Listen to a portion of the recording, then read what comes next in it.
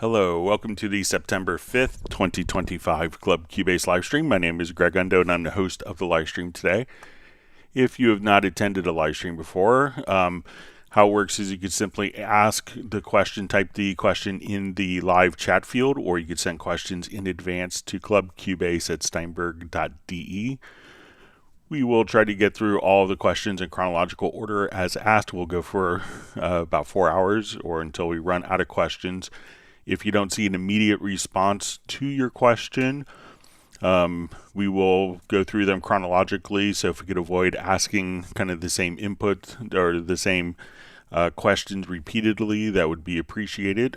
We should have an index. And also, real quick, when asking questions, if you could specify which version of Cubase that you're running. Also, which, so if it's Cubase LE, AI, Elements, Artist, or Pro.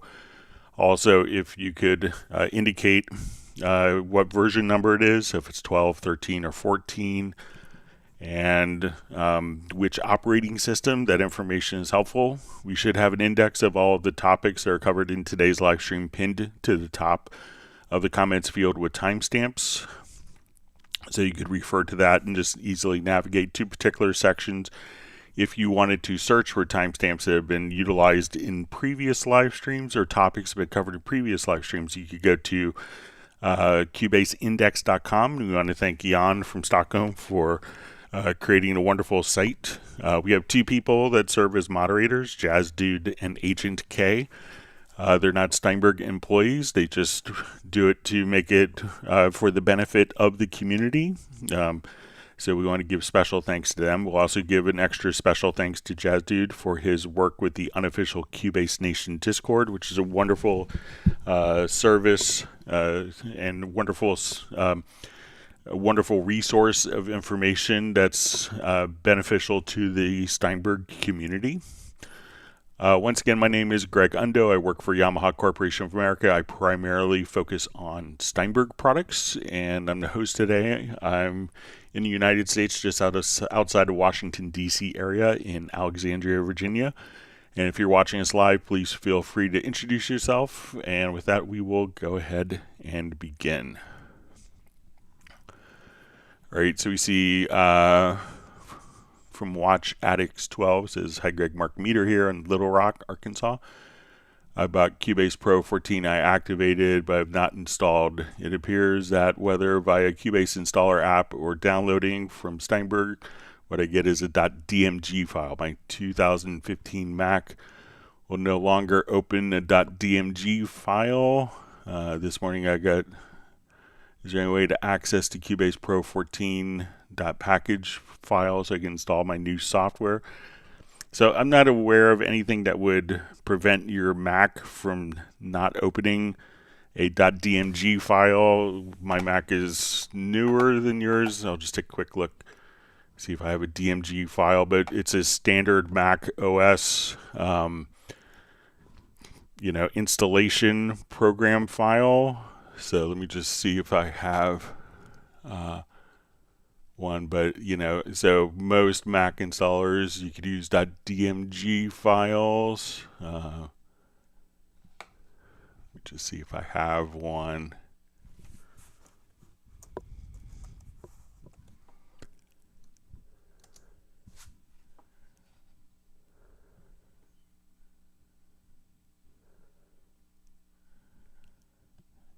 That we could install quickly here.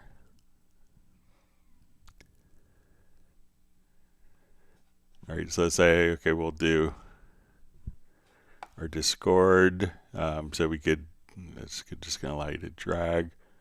All right, so let's say I want to, I don't do that one. Let me just,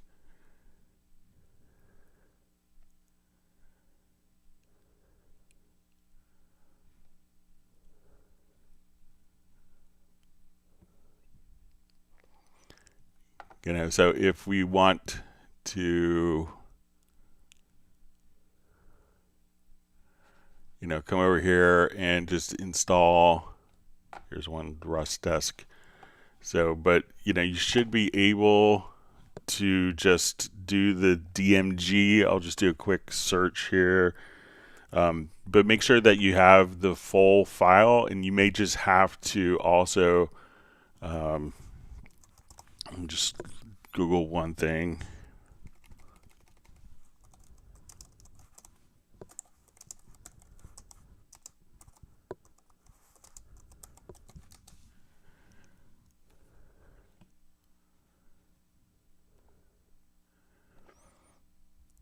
Yeah, so one thing that you may also want to try, if it's not opening a DMG file, it could be maybe a Mac OS preference. So let's come over here about like not installing from third-party,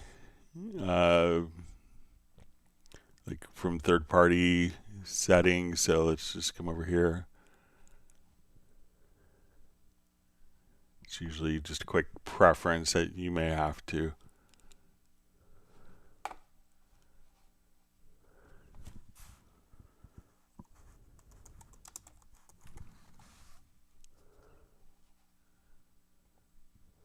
So maybe under your privacy and security.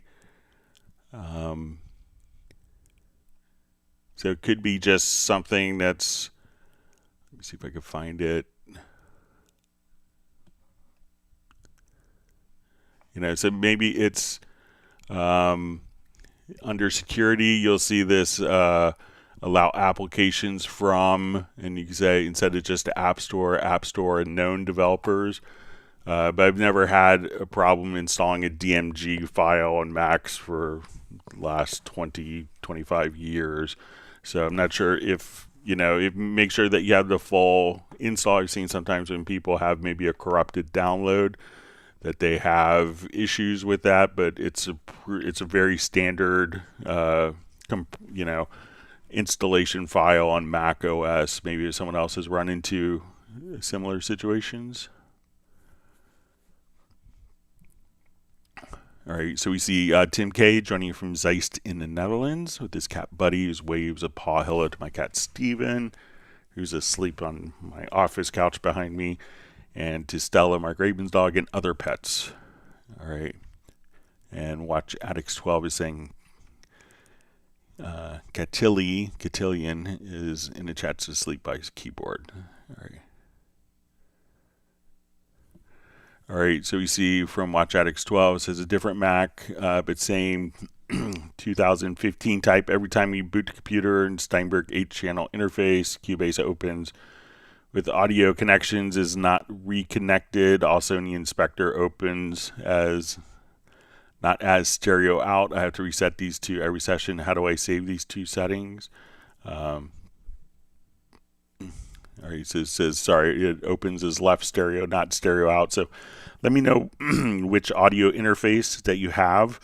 And for your audio interface, if it is, sometimes when I get questions like this, is people are, you know, trying to set the audio interface for the system at the operating system level, as opposed to just going to the studio setup and choosing the audio interface in the system here.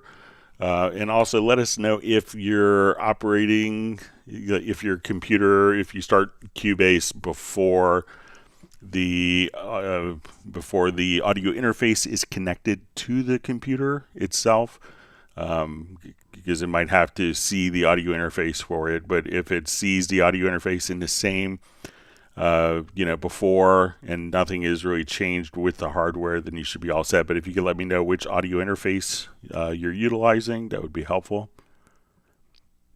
All right, you see Jazz Dude on. Wonderful to have Jazz Dude on from Germany. All right, he's sharing a link to a new tutorial video. And also a link, there is the current Cubase summer sale going on, so 40% off. You could check it out. All right, so we see John Costigan checking in from Kenosha, Wisconsin. So John, let me know if you got your trivia prize in email. So, but we should have that. So let me know if you had any. Just want to make sure you got it. And Val, great to see you on as well. You should have your email with your trivia prize.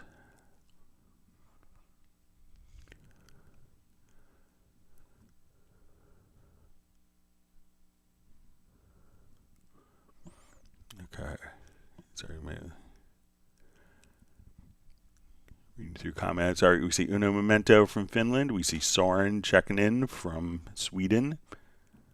Uno Memento's question is, I have a track with some of the strokes being too quiet below velocity level of 40. Now I'd like to get them to something like 70. I know this can be done in Project Logical Editor, but can you show me how, please? Okay, so let's say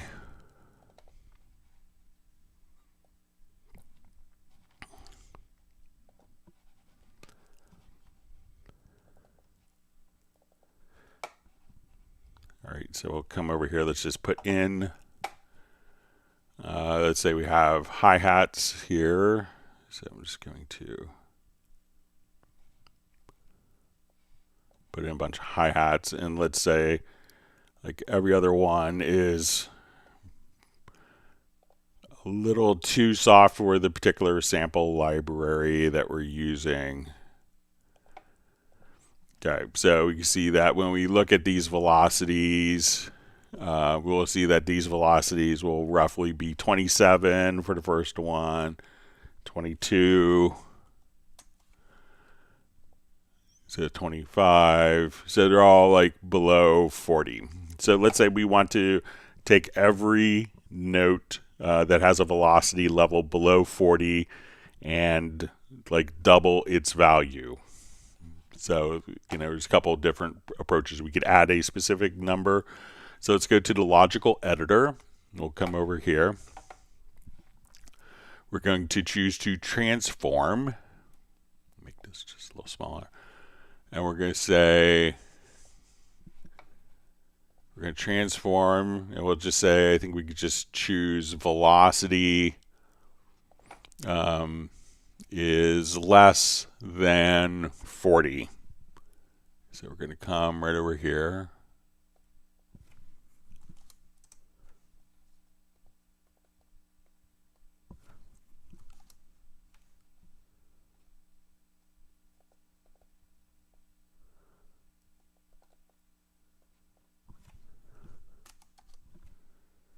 Make sure my keyboard is. Okay, so we're going to say, and what we want to do, so we're going to transform notes with velocity less than 40. And what we want to do is take that velocity value, and we're going to, let's say, multiply by 2.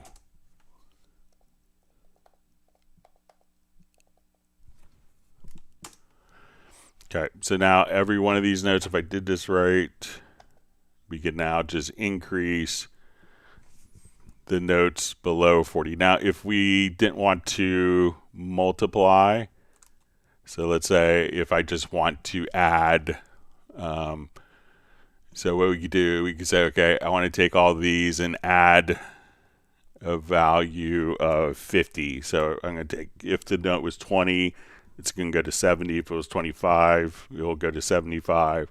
So now we could just keep that same proportionality, excuse me, keep the same proportionality, but increase the values by 50. So you could choose to add, to compress, to divide, to round, or set random values between different areas.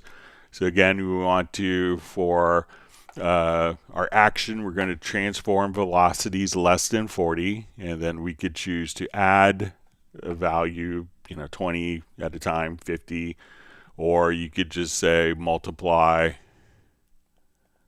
by 2, and now every one of these notes that we see kind of our blue velocity, we could just come over there, and now we can just take all the notes with velocities less than 40 and double them just like that. So if you wanted to increase it by a factor, by a static value, or just by a multiple, you could choose in the operation whether you want to add or multiply right there. So let me know if that's helpful for you, Uno. Always wonderful to see you on. Always great to see Tony Trunzo from Australia joining us very early in the morning. Not sleeping in on Saturday. All right. We have VS Terra Nova checking in from Amsterdam. Dean Garby Jazz from Sierra, the north of Los Angeles. All right, it's great to see Larry B back. He says he's glad to be back on today's stream after a few months being absent. All right, so we see Ted Springman checking in from Sherman Oaks, California.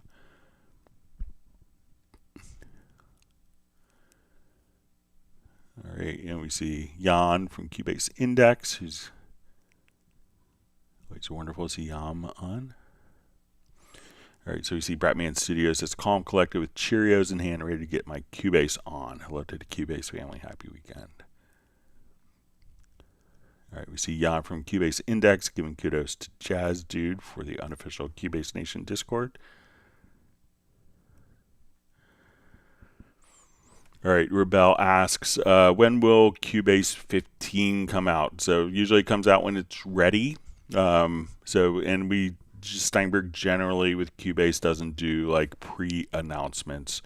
So it probably won't be announced in advance. When it's announced, we will actually at that point, be shipping that day. That's usually how Steinberg likes to do it, the release of new version. All right, so we see Milosh Stoshik just saying hi, Greg. Great to have you on. All right, the Ethrian machine says, hi, Greg. Is there a way to preview the patches in Halion without having to fully load the patch first? Okay, so let's come over here. I want to go to my MediaBay. We'll go to Media to VST Instruments. So let's go ahead. We will select, it's really the same in whatever. So at this point, I want to say, okay, let's go through Flux. So I can see all these patches here. And as I do this,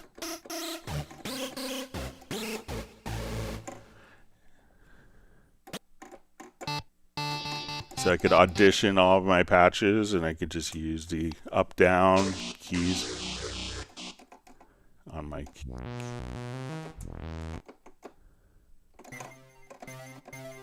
So if I like that one, now I could just double-click. That's going to load that particular instrument up. The preset name is automatically carried over, and the instrument is loaded up for us. So that's all we have to do is just kind of come right over there and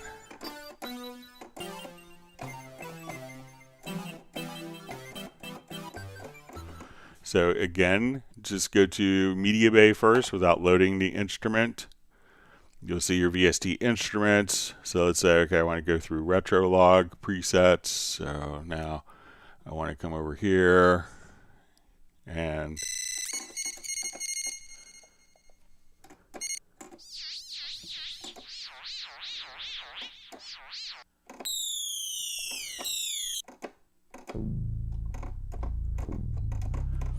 so we see that this is Baby Bass. So now when I just double click on Baby Bass, it loads it up and the name of the preset is automatically carried over for the name of the track. So let me know if that's helpful for you. And that works with any of the VST3 instruments there. All right, we see Mark Rabin on. Says, hi everyone, Mark and Stella here from Washington State. And he's mobile. Yeah, so just curious, Mark, I may be in Spokane at the end of October. Just curious how far that is away from where you are in Montana. Just for a quick door code demonstration. All right. All right, and everyone give a big woof to Stella, Mark Rabin's dog.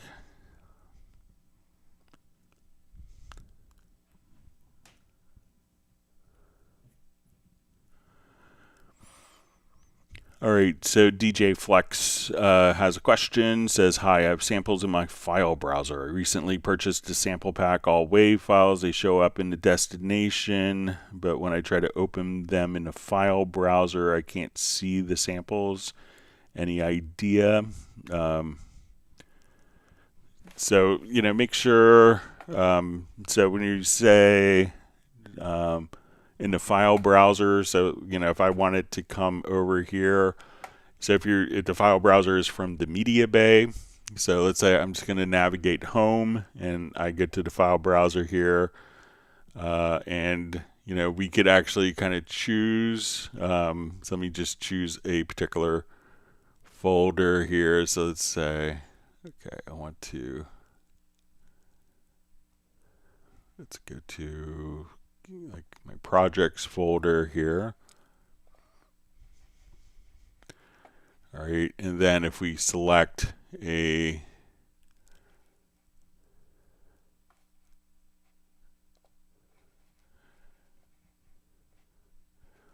so now when I come over here, we can say, okay, I want to go to this particular, and let's go to my audio folder.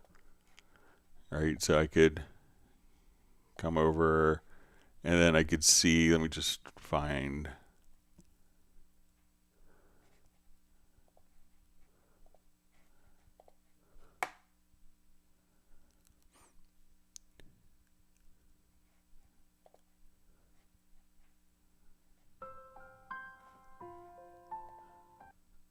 so now we come over, we could just kind of preview right here.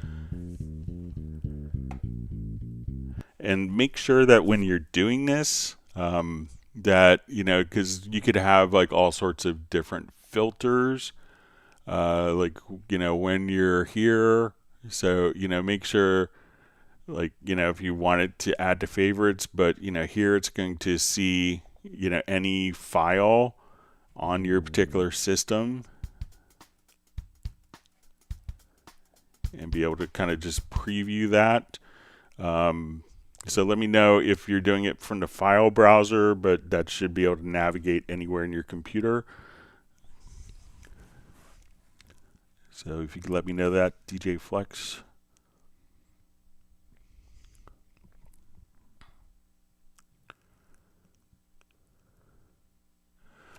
And we see from DJ Flex, just says it's just a new pack. All other samples show up.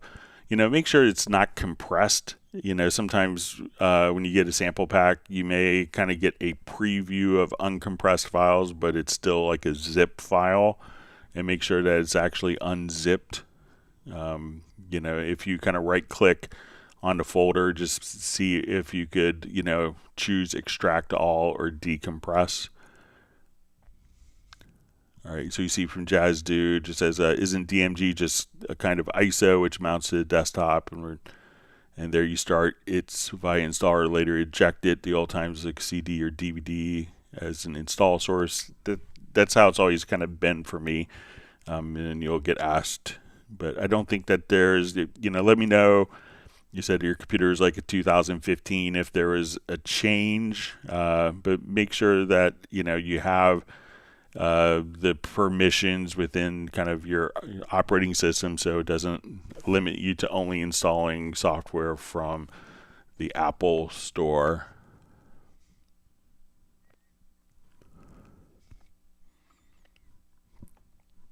All right, good to see. Always wonderful to see Mark Raven just saying hi to Jazz Dude and everyone else in the Club Cubase family.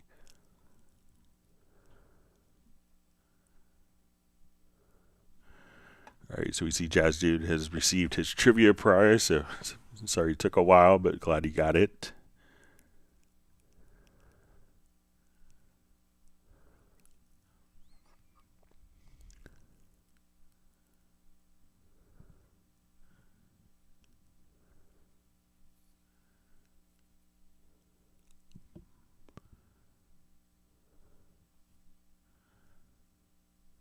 Okay, so we see from Matt Lowe, it says, Mr. Greg, how to render virtual drums into separated audio tracks. Okay. Okay, so let's say I have a Groove Agent one here. All right, so let's say I want to take this.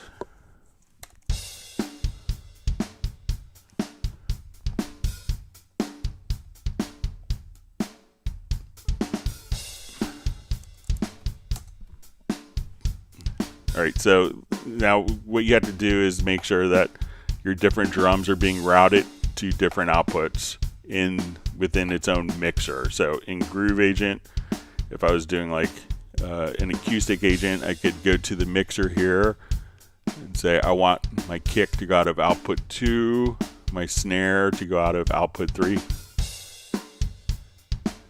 And let's say my hi-hat, output 4. We have room mics. We'll do output 5 and output 6. So now when we look at our mixer,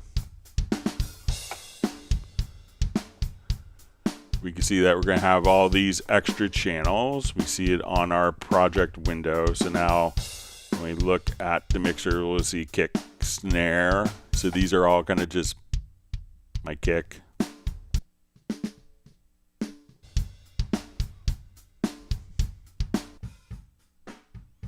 So we can see kind of the room mics. So now if I just come right over here, I'm going to select this. And if we go to render in place, we're going to do our render settings. I think we need to go like with the complete signal path here or the channel settings. And we say render.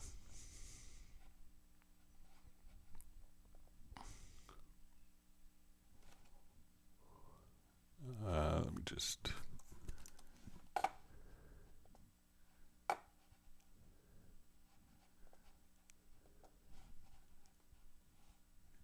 try selecting just the track here real quick.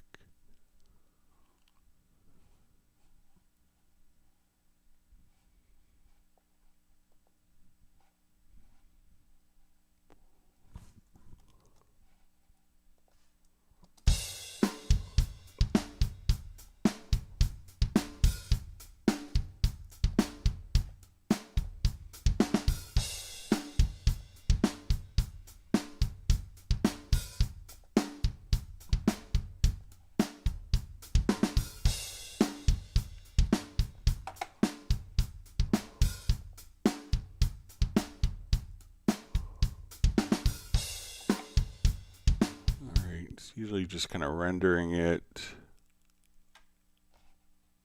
Yeah, so now when we render it here, we can see that each of the tracks has automatically been rendered. So that's the kick, hi-hat, overheads, and the room mic. So just make sure that, and if it's going to be like a beat agent kit, if you're utilizing Groove Agent and it's not the acoustic agent, what you could do is just come over and I'll just load up a quick beat agent kit.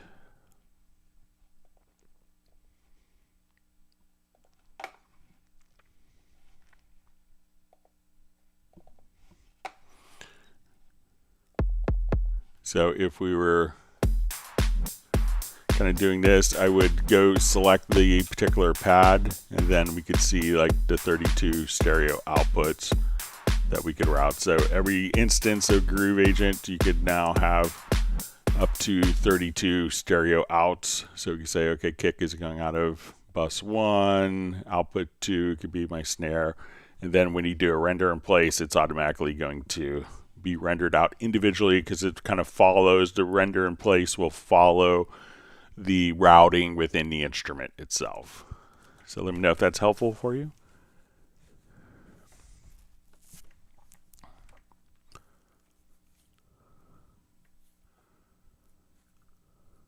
Okay, so you see Jazz Dude's sharing some info that he Googled about DMG and PKJ files.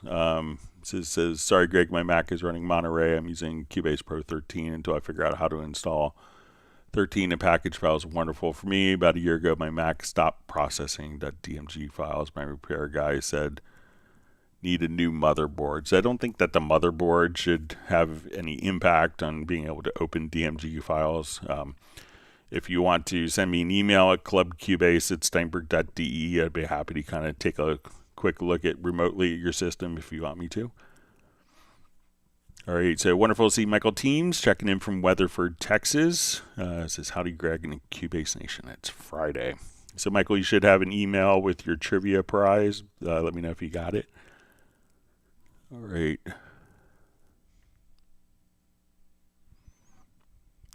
All right, so we see Vince checking in as Fly V from Winnipeg. Great to see you on. Hope you're well.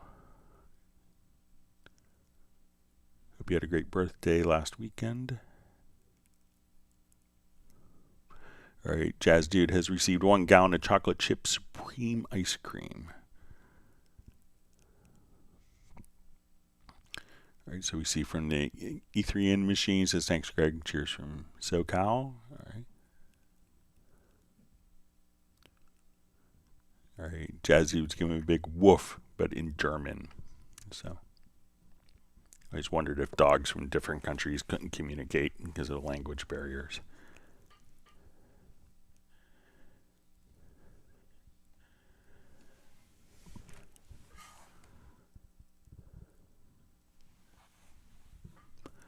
All right, so Michael Teams, Granite Mark Rabin, 1 gallon of Cherry's Jubilee ice cream.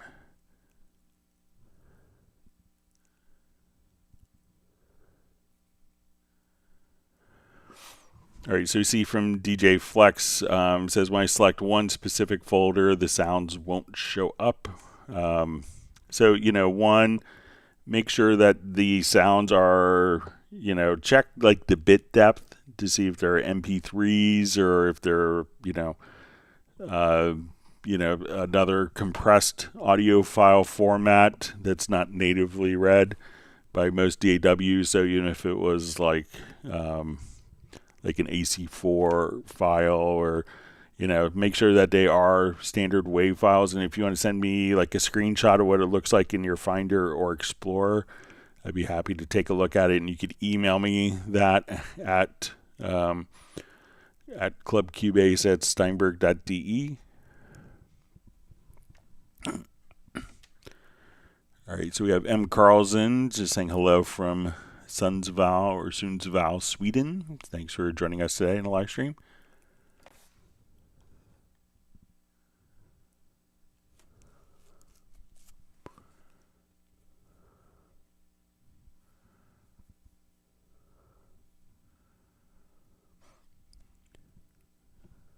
Okay, so we see.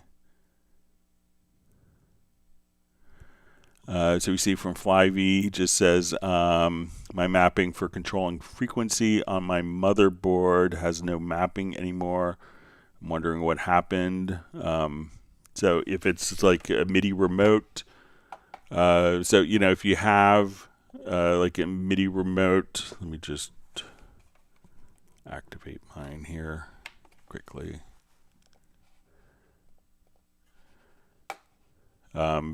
Make sure that, you're in the correct mapping page, because I know that you had asked questions about getting to different mapping pages, like on the plugin.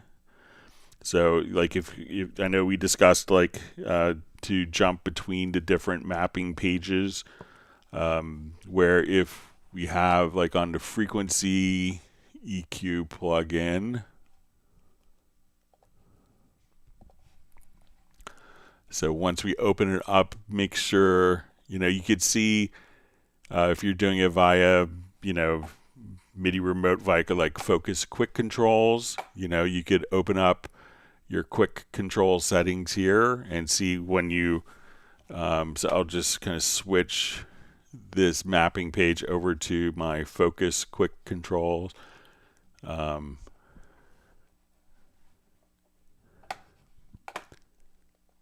So now when I come here, I could see which exact parameters. And I know before we had discussed when you come over to the remote control editor that, I know we discussed with you, Vince, about, navigating to different mapping pages here, utilizing the MIDI remote. So make sure that you're on the correct page. So you might have to go back pages if you've worked with pages, but if you just open up the plugin, and if you have, and click here in the QC, you can see kind of immediately that as you move knobs in the MIDI remote here,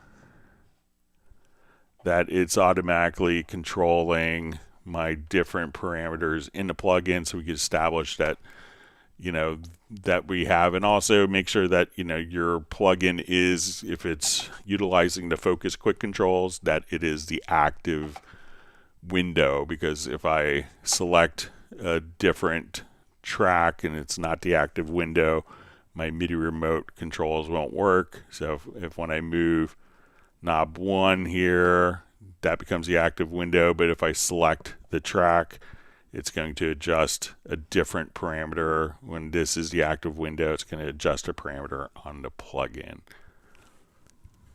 So check some of that out, and let me know if that's helpful for you, Vince.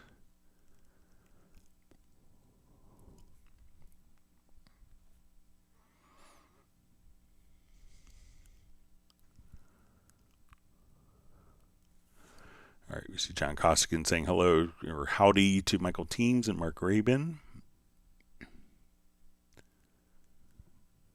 Uno Memento says that he also mowed the lawn today, but he might not have to do it again before winter.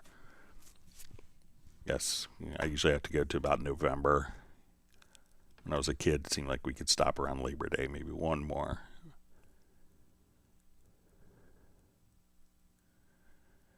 Okay, so we see that Fly V just says, oh, I have it working out, just a small mistake on my part. Glad you got it sorted.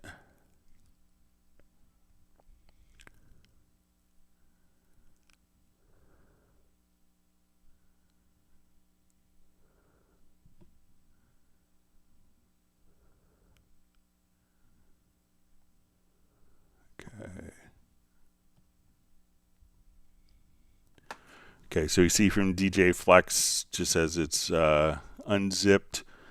Also make sure that the files themselves, so I'm not sure if, so let's say if I was looking at particular files that weren't in the folder, so let's say if we come over, make sure that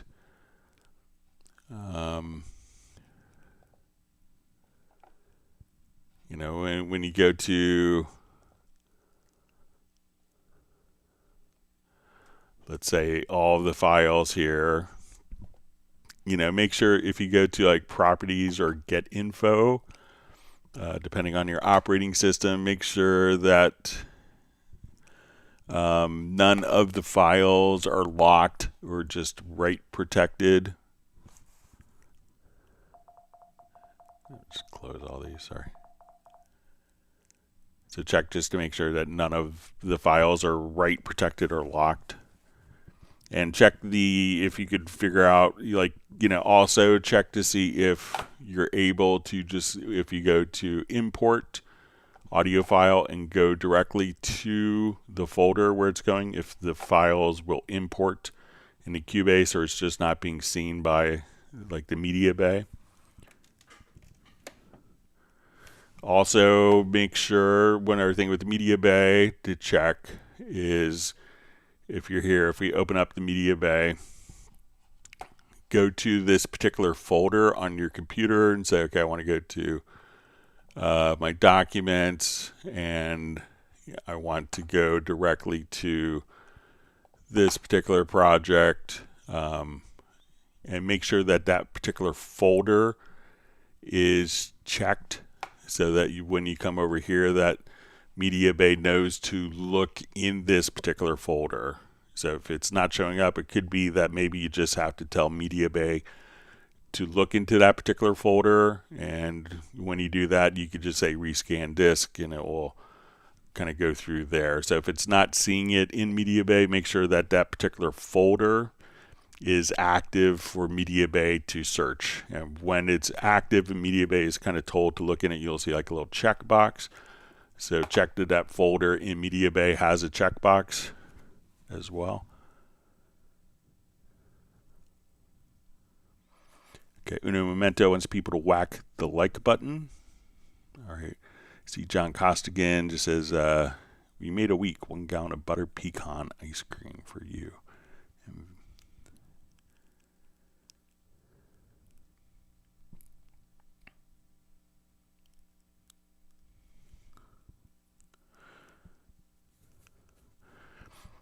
All right, so we see, hey Greg, just switched to Cubase, but it seems it can't handle all my plugins, and it doesn't matter how much I increase the buffer size. The ASIO guard meter is always peaking. Any tips? So it could really depend on, like, how you're utilizing plugins. So all DAWs, if we load up a particular program with like one audio track and we put 16 inserts on it, that's going to utilize that one particular audio track. And if all the plugins are as inserts, that means that all the processing has to occur on one single processor. But if you take 16 tracks and put one insert on 16 tracks, that's often much less of a CPU strain because it could allocate across multiple CPU cores. It's how every DAW will work. So, and this could also get into working with, instruments. So a lot of instruments, if you're loading 16 sounds into a single instance of the instrument, most instruments don't support multi-core usage. But if we wanted to have, so if you have, 10 or 12 or 16 sounds within a single instrument, you'd probably be, if you ran a single instance of that instrument, if it doesn't have multi-processing that you'd probably have to activate, then you could just simply, so if you're better off running multiple instances of the same instrument, and that way it could allocate across all the DSP resources. And if you want me to kind of show that in more detail, I can. I have like kind of a demo project, so let me know if you want to see that, and it's from Vinyl Days. All right, so we see Matt Elston on. Great to see you. We see Lawrence from Barn Door Recording. All right, we see Michael Teams says, howdy Greg, 1 gallon of fresh Texas strawberry ice cream for my family and myself. And thanks for the kind words, Michael. All right, so we see 7MJB9. Just saying hello to everyone.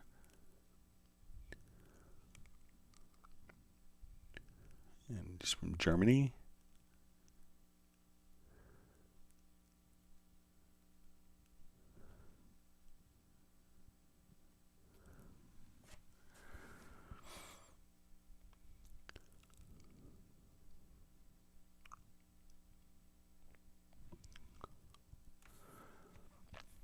All right, so we just see from Vinyl Days, just to Jazz Dude says, you can't handle a heavy session, not that a plugin in particular makes it crash. I switched from Studio One, but Studio One can handle it, but it's weird because I know Cubase is powerful.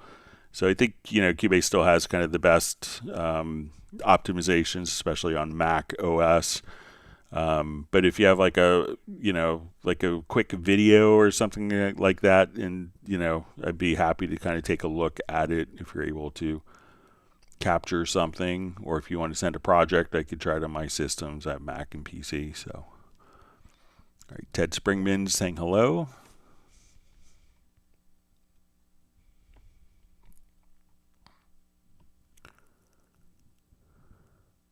All right, we see 7MJB9 just says it's Cubase 14 artist. Thanks for joining us today.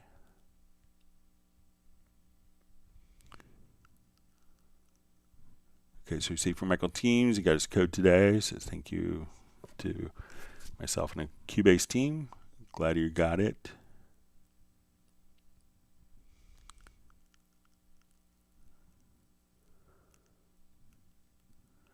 All right, we see Ari saying hi.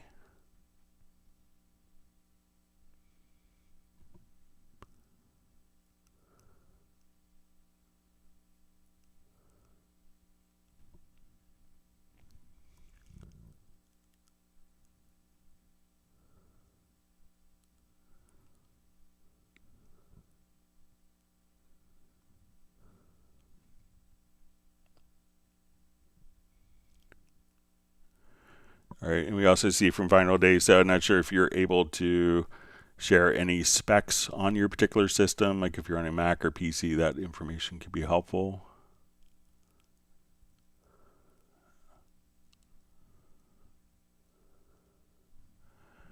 All right, so we see Flyv just says you've done great lessons and consistently learning and getting better. So I try to get better every day too with my Cubase.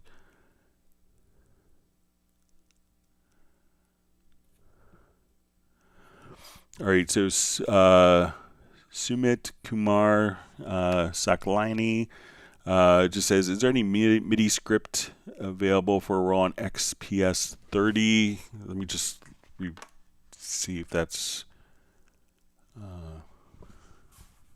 bear with me, I'm just going to look at the instrument, see if there's a...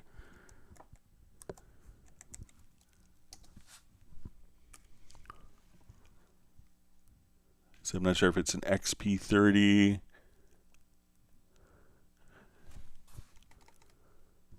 Sometimes there's almost a...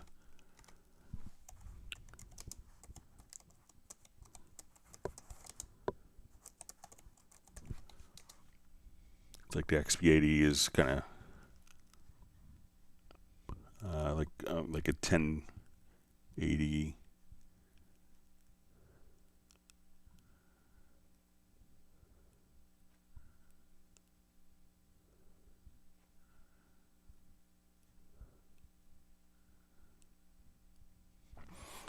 So let's go take a look, see if there's an XP30 script that comes with Cubase.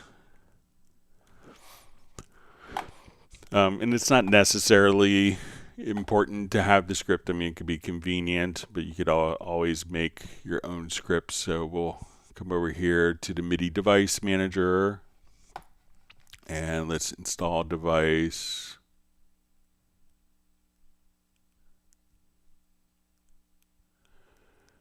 So it could be interesting if your XP10 might share the same architecture. So it would be interesting if you came over to like your XP10 here and see how that worked. So when we come over here, we could say, let's open a device. We want to do it on all 16 MIDI channels. We could look at our patch banks here. So we can say, okay, here's my tones, group 1. And this will actually just be like a text file, but it would probably, these may be very similar. So when we go to add a MIDI track, so I will come over and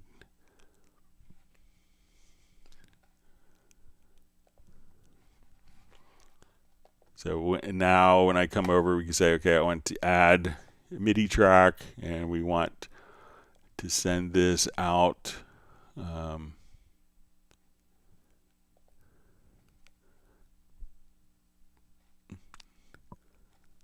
So we'll say to our MIDI devices, and here we can say our XP10.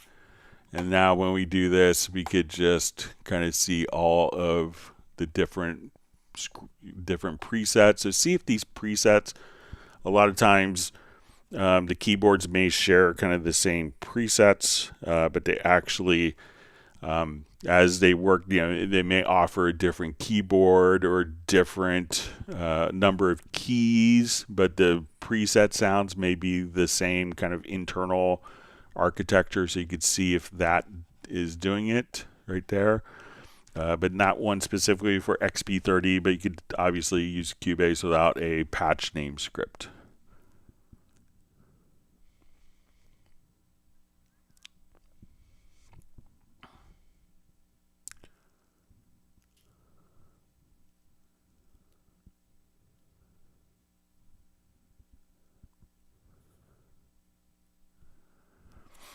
Okay, so we see from Vinyl Days just says, how do I send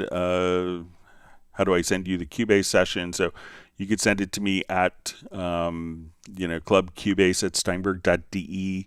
And, if you wanted to send it via Dropbox, some people would use WeTransfer, but I think WeTransfer is kind of doing AI mining of data files that you share with it. So something like that may just be aware of.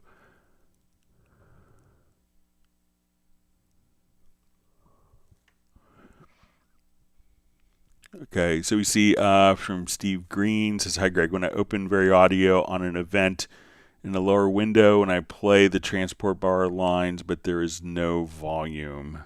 All right, so let me just go to a particular project that has some VaryAudio we could work with.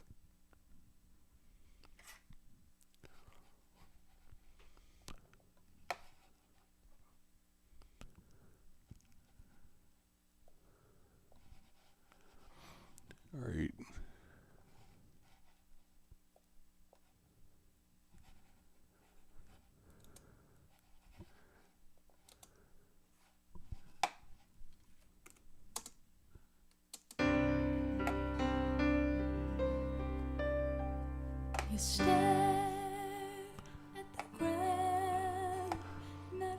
Make sure that. All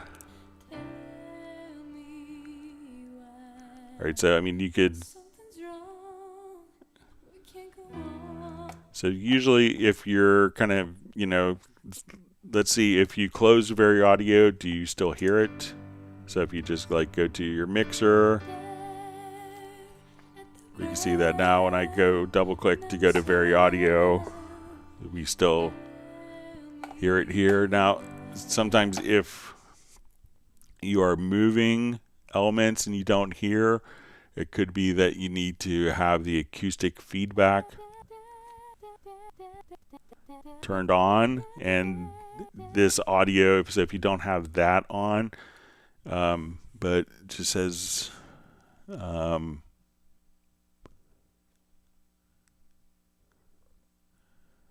okay, it just says in the lower window, it says when I open VaryAudio on an audio event in the lower window, when I play, the transport line moves, but there is no volume.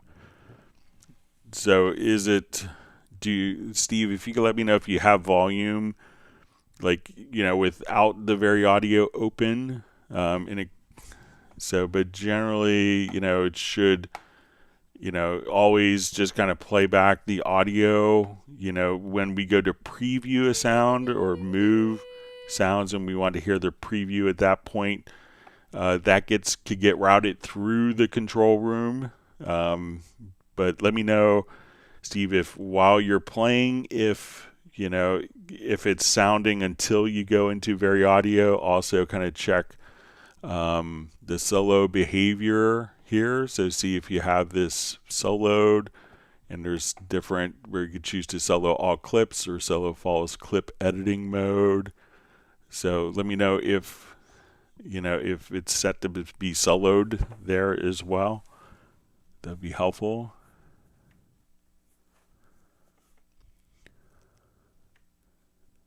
All right, so we see from Sumit Kumar, just says XPS 30. Yeah, so I don't think there's a script that comes with it, but you might be able to search. A lot of times manufacturers may have Cubase scripts, but you can make some pretty easily. All right, Flyv just says, boy, did I make a great track yesterday. It's always wonderful to hear. Congratulations.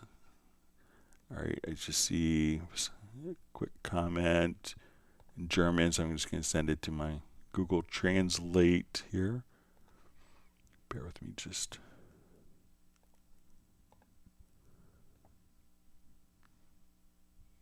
Okay, so it just says that he's already registered, so that's great.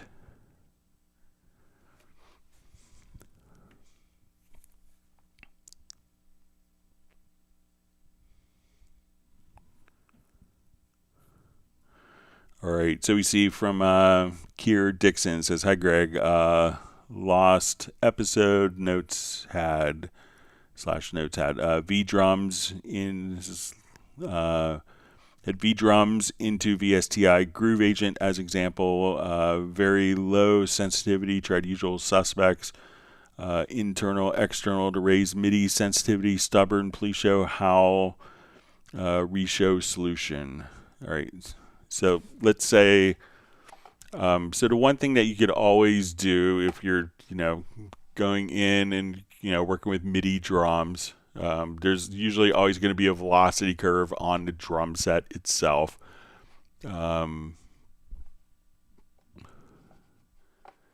All right, so let's say if I'm here, so if we go to kind of play particular sounds here, let me just unmute. I'll just revert.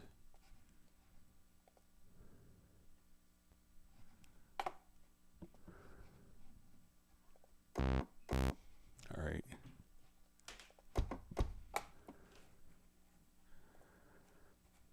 All right, so let's say if I just kind of pop over here, let's say we have. All right, so make sure that you think you're getting the full range from your controller. All right, so and how we could test this is, let's say I have this track selected, and on a MIDI track, we'll see a MIDI insert. One of the MIDI inserts that we have is going to be the MIDI monitor. All right, so I'm just going to clear this. So let's say if I hit the kick drum very soft, we can see, okay, I have a velocity here of 42, 28, and if I hit it really hard, we can kind of get the maximum range here. So as you do this, like when you're, you could figure out that if it's going to be an incoming MIDI controller issue just by, opening up, again, under MIDI insert, go to the MIDI monitor, and this will capture exactly what is coming in. So if you're like, okay, I hit it really hard, you can see I got aftertouch, so I had a velocity, but if I'm pounding my drums and I'm only seeing velocities of, in the 40s, then I know it's going to be a controller issue, that the MIDI information that's coming in. So if it's coming from your V drums, try a MIDI controller, or just hit your V drum, hit it very soft, and see when you look at the note on message, if it's actually, okay, here we have a velocity of 22. And I hit it really hard, as loud, like maximum volume I would think on my electronic kit. At that point, we can see, okay, we got 113, and now we got 127, so I got maximum velocity. So see if your MIDI drums are transmitting the velocity range. As you could hear, Groove Agent has multiple velocity layers, so we could have 32 different velocity layers per pad, especially on acoustic kits. So, if you have another MIDI controller, see if it's responding dynamically as you would expect. And, so open up the MIDI monitor and see if that is doing it. So Groove Agent is waiting. There really isn't I don't think that there is a, let's see if there's a fixed velocity mode.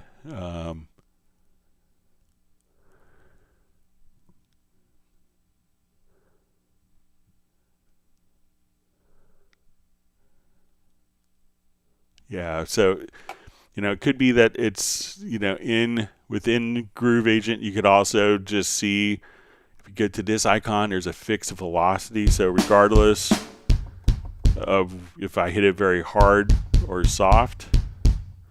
So if we open up the MIDI monitor now and look at it, I could play it kind of very soft, and it's still going to transmit 127. So if for some reason you can't hear it, you could also just enable the fixed velocity and just type in or enter the value here. So you can say the max, every time I do it, it's going to be a velocity within Groove Agent to a specific value. So now I could just kind of come right over here. We could increase and decrease the numbers right here. So we could just kind of hover over and even use our mouse scroll wheel. So if we, whatever, if I hit it very soft and I still want it to be 127, you could just do the fixed velocity right there. So check to make sure, one, that your MIDI, your V drums are transmitting the velocity range that you're expecting. And then you could determine, and if it's, always going to be very soft no matter how hard. And when you're looking at the MIDI monitor, see if that's being translated. And also check just to make sure you don't have fixed velocity set for something low within Groove Agent. But by default, that's turned off, but it's an option that's available if you always wanted to be a particular velocity value. So let me know what you find.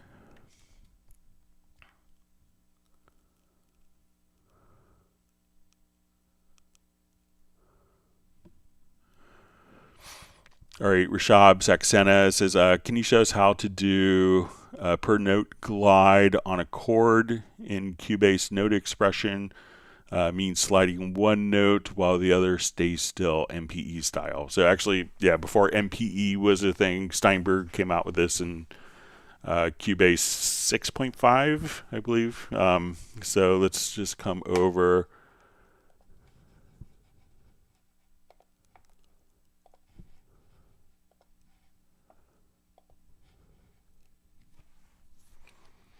All right, so let's.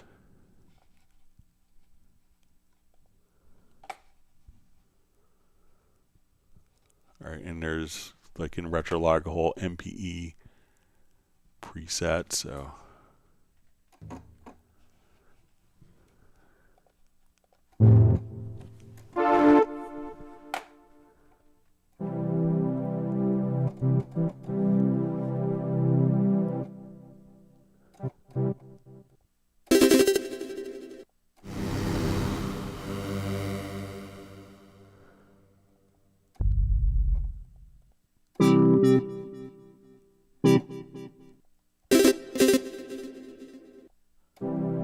All right, so let's say I just want to take a chord from this particular patch. All right, so we'll just solo this and we'll just record a single chord.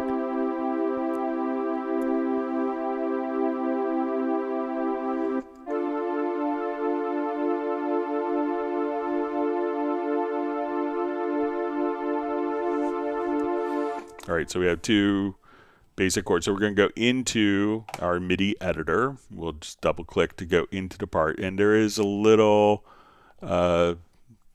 option here where you could say, and you may see this little icon. It has like almost like a little edit icon.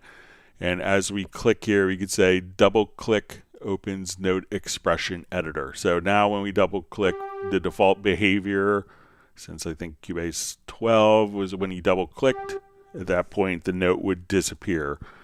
When this is enabled, now we can double click on a particular note and we could open up the expression editor. So within our inspector, we'll see note expression. So I'm going to select tuning. And now at this point, I could say, okay, I want to tune the pitch.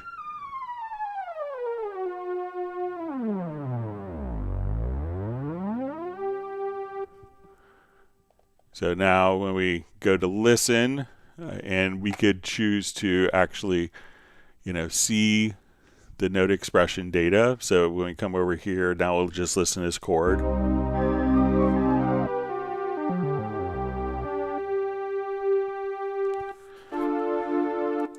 So at that point, we could, just take normal chords and be able to do, pitch bend editing on one particular voice.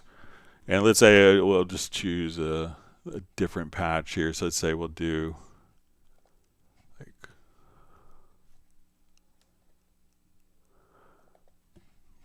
all right, so say.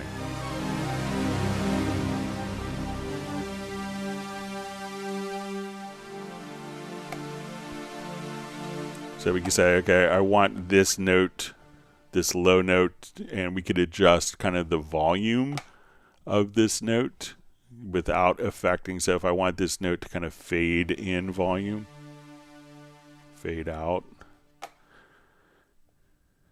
So while we play, we can just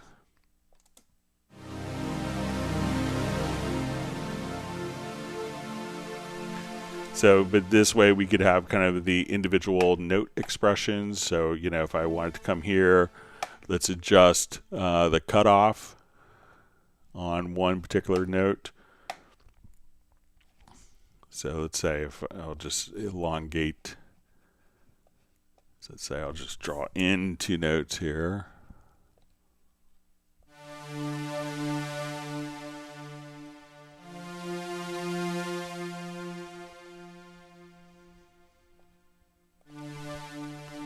So now we'll say, okay, we'll go to our cutoff and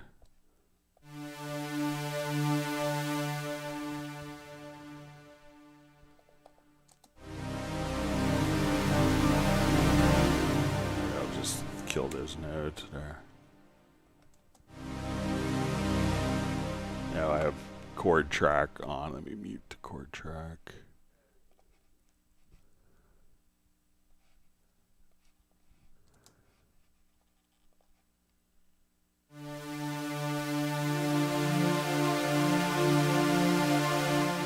So just come over here and say, okay, let's adjust the tuning of this higher note without affecting. And you could assign MIDI controllers to.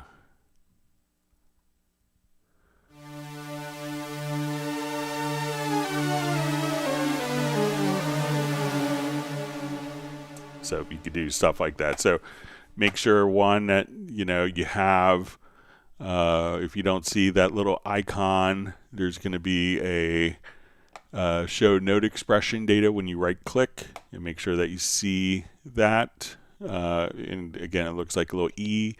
So when that is turned off, notes when you double click will be erased. And if we come over here, now we could double click and go into the expression editor to do MPE style functionality and edits. All right, let me get my computer to wake up here real quick with questions. Thanks for all the great questions from everyone.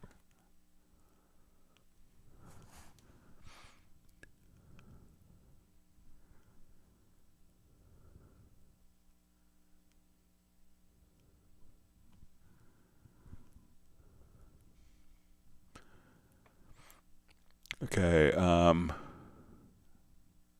so see from Kier Dixon, just see kind of, okay, the drums was with Cubase Pro 13, Windows 10, so should be the same functionality. All right, Tony Trunzo asks, Greg, if I imported a drum map from, say, Easy Drummer, and then when I tried to do a drum part and dissolve that MIDI file to separate pitches, is there a way to rename the track names to the drum mapped names? Okay, so let's say we have a drum map here in this groove agent. Okay, so I'm going to come over, so I'm going to select under the routing, I'm going to just load up the drum map here. Right, so now when we double click on the event, we're going to see our drum map, and I'm going to, let's see if we dissolve pitches, if we dissolve the part.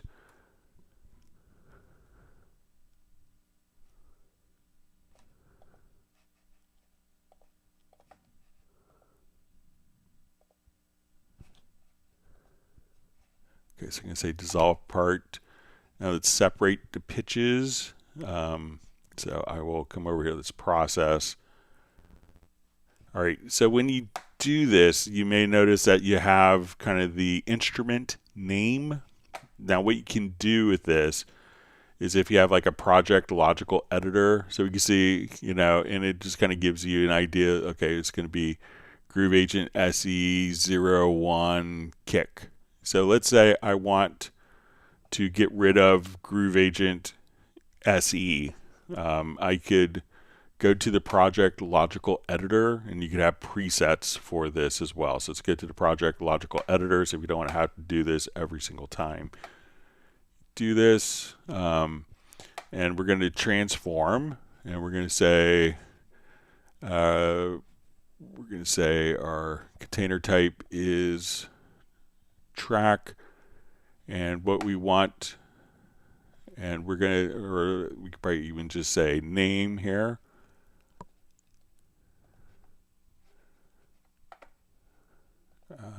I guess we could just say, okay, let's try container type track. All right, and then we're going to go to name, and then we could say we want to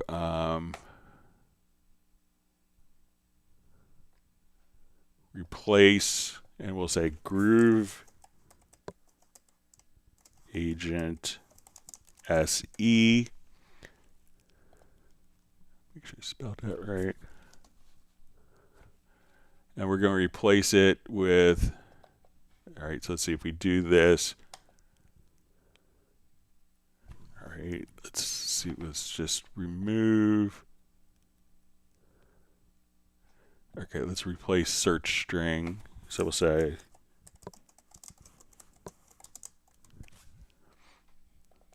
and I'm just going to hit blank. So now we say, okay, we want to take tracks. And what we want to do is come over here. We're going to take the name, and we're going to, in the operation, choose replace search string. And then we're going to say any track that has the word Groove Agent in the name. You know, we could do it for selected tracks if you want it. We're going to replace it with nothing. So when we came over here, we see Groove Agent SE, and we look at kind of the track name gets to be very elongated. So you see Groove Agent SE01 crash BA2, Groove Agent SE01 kick 0 kick C1. So now I just say anything that has a name Groove Agent to start with, just remove that from the name, and that way you can see just kick, crash, hi-hat, rim, snare, etc. So let me know if that's helpful for you, Tony.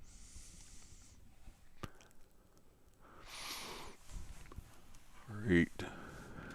All right. Always wonderful to see Gareth from Bilbao, Spain on.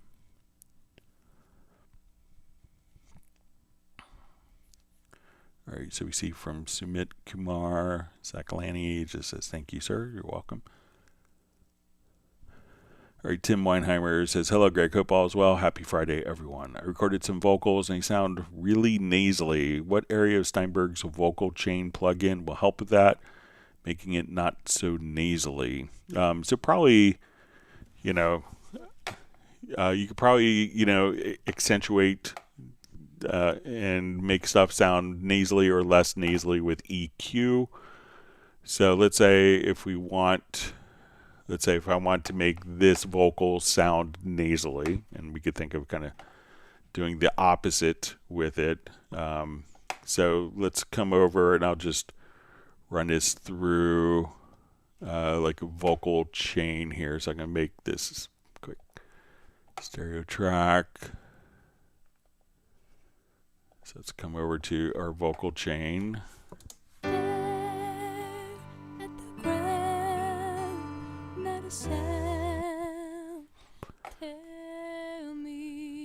So, you know, probably, you know, some of the first things, like when you do this, make sure you have kind of your low cut filter to get rid of rumble, if you see that in there. And as we come over, let's say, you know, let's go to EQ1.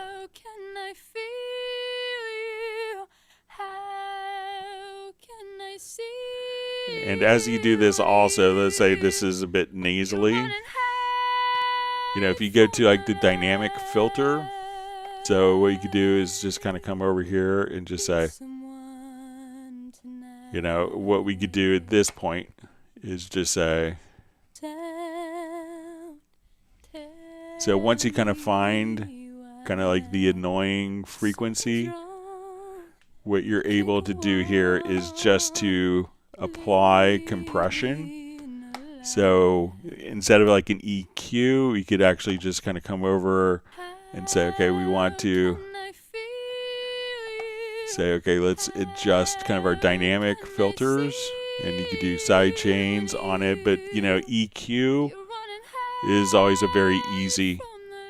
So if it's like really kind of boxy sounding, very nasally, you know, just being able to kind of counteract that EQ and maybe kind of bring out some highs in the vocal chain. And let's say if you want to, you know, come over here, let's so say, okay, we want a bit of reverb on here.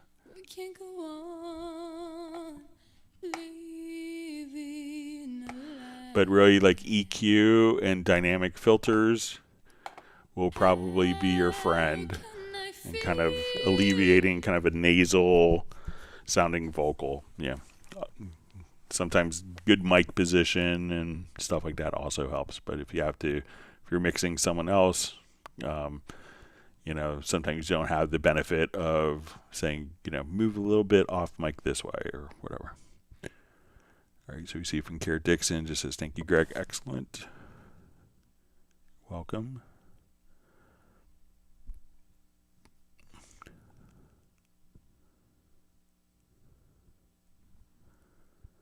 All right, Bim Bim asks, sorry, my chat field just jumped on me.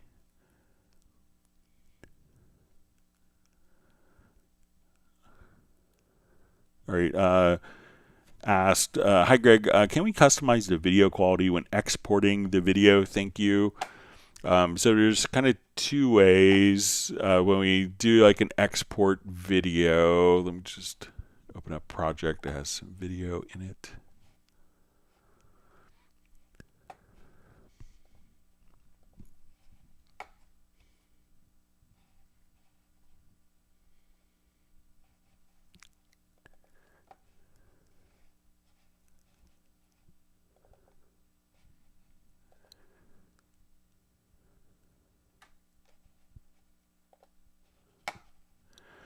Okay, so when we are exporting the video, you know, there's two different methods. One is, so we'll come over here to export video.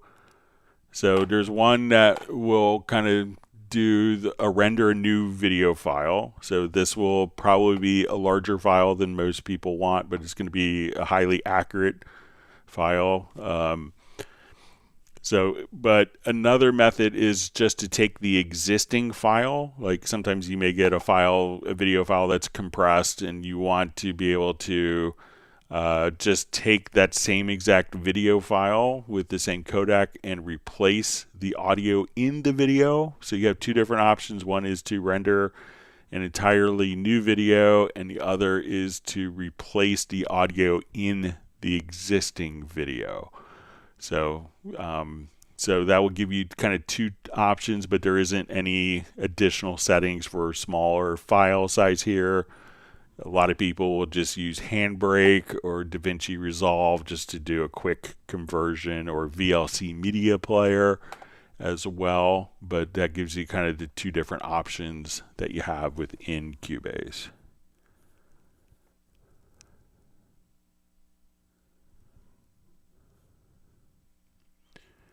We see Gareth just saying you can do an EQ sweep using frequency to see the nasally part is a resonant tone and turn that frequency down. So yeah, it's always a great advice. Wonderful to see Michael Marshall on from Somerset, UK.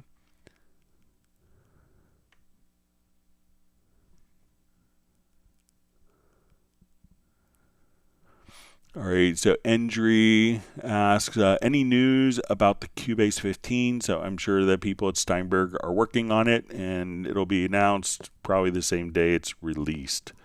So that way we won't, you know, do this, you know, creating anxiety in the market for our customers. So. All right, so John Barry checking in from Devon, England. Great to see you on.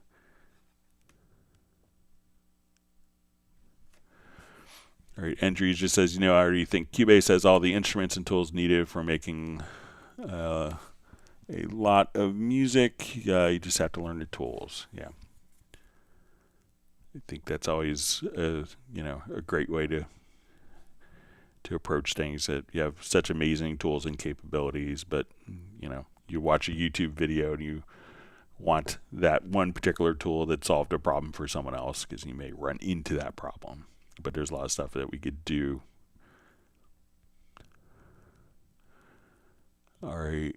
So we see from Gareth, just says Devon and Somerset are represented. Now we need someone from Cornwall. So.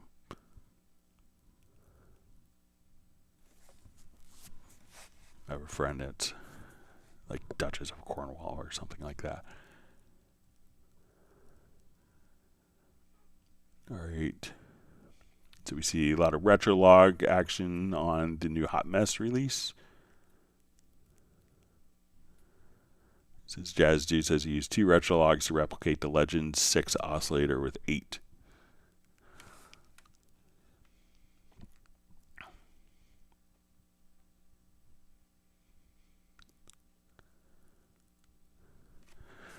All right, so you see Endry just says, I can't believe how deep this software is. It has so many things that you need forever to discover them all. Well, you could watch, I think we're like about over 75 days of live stream. So if you watched for 24 hours a day, so it is incredibly deep, but it keeps me employed. So I like it. A bunch of really smart people that work at Steinberg to make this creative tool reality for so many of us. So kudos to the men and women on the development team.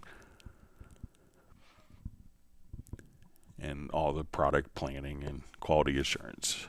All right.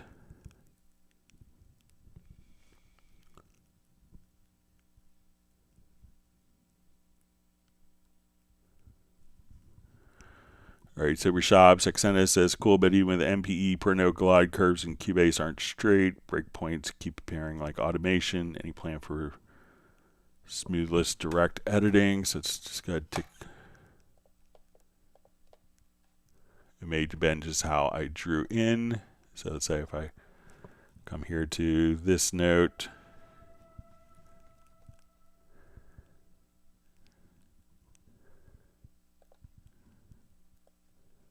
all right, so let's say if I just,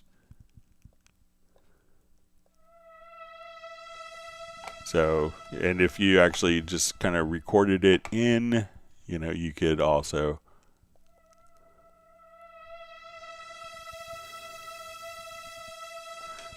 so that's kind of, I think, if you actually write it with a MIDI controller, I don't have it kind of set up for that, but so let's see if we come over here and we just put in like a one-shot mode.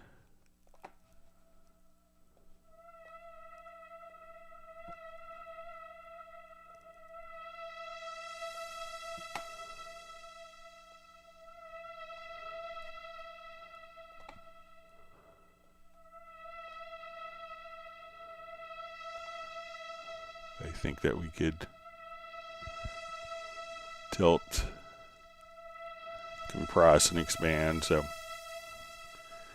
but if you write it in with a controller, that will have increased resolution as well.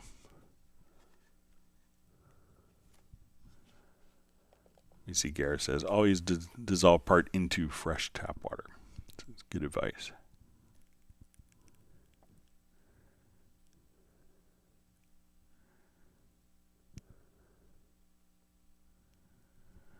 Michael Teams just says there are horns in Retrologue that can rattle windows at 120 dB because he knows that he's made it happen.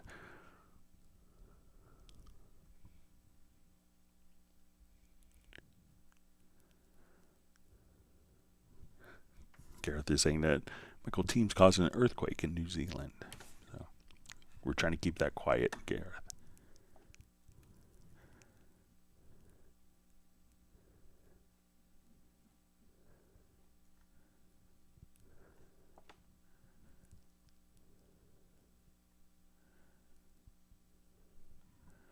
All right, so we see Val is finally here. Is in a session. Says day recordance. So he's in a recording session. All right. All right, so we see Val just says, I want to say huge thanks for the mail. Got it. Really big difference. That's great. Enjoy.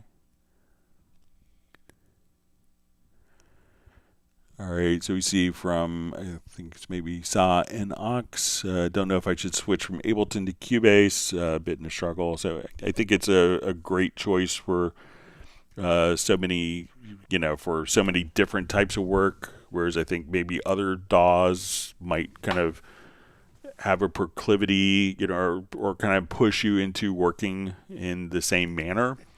Whereas I think Cubase has kind of all of the different creative tools and all the technical tools, but it doesn't necessarily impose a workflow on you. So if you want to, do one type of music, some DAWs are good at that, but when you want to actually take that piece of music and use it in a film to synchronize correctly to external sources, to do notation, to print parts out, that's where Cubase, I think, offers kind of a unique advantage. And I think that Cubase also, Steinberg as a rule of thumb, is kind of more of the visionary, probably the most visionary company, and we kind of defined the standards years before, and you can see lots of companies kind of mimicking the Cubase workflow. So, and we have these cool live streams twice a week where we help people. All right, great to see Vinny Sabatino checking in from Orlando, Florida.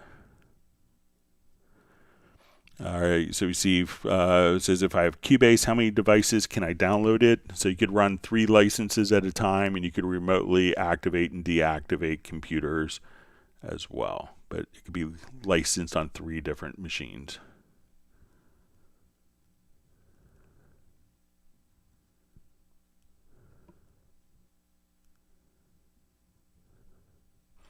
And for, I guess it's maybe Sod and Ox, and Cubase is on sale as well, so there's 40% off.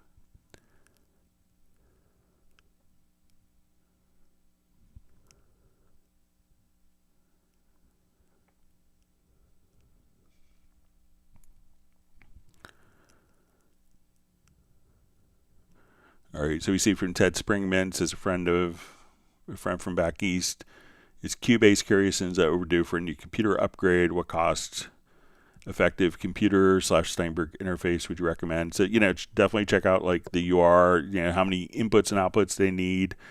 So if they could get by with 4 mic pre's at once, the UR44 is a great interface that integrates very well with Cubase. Any of the kind of contemporary i7, i9, or Ryzen processors on the Windows side, or would be a great option, as well as if they wanted to get like a Mac Mini G4, that'd be great too. So lots of great options.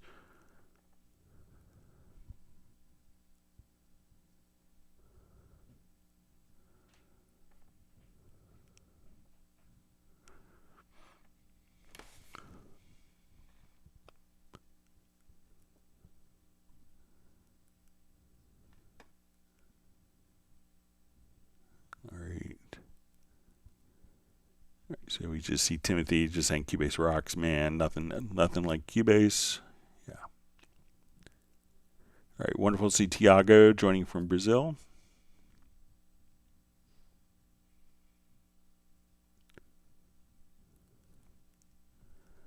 All right, you see Jazz Dude just talking about sidechains producers that use Cubase, like Infected Mushroom. So yeah, I could help out with their video we did on the Steinberg site. So you could be infected.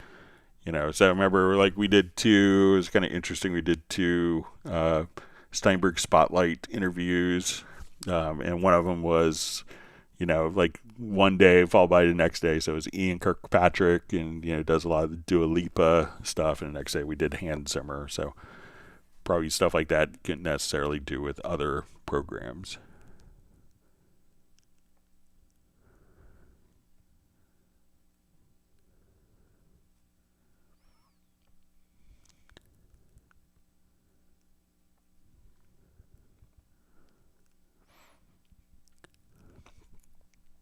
right, Gareth is saying I'm trying to scare us with horror movie, tense moment soundtrack. All right.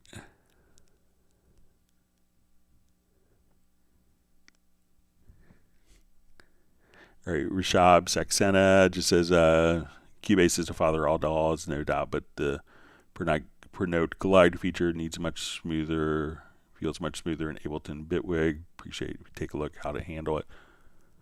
Yeah, so let me just see. So let me just get to.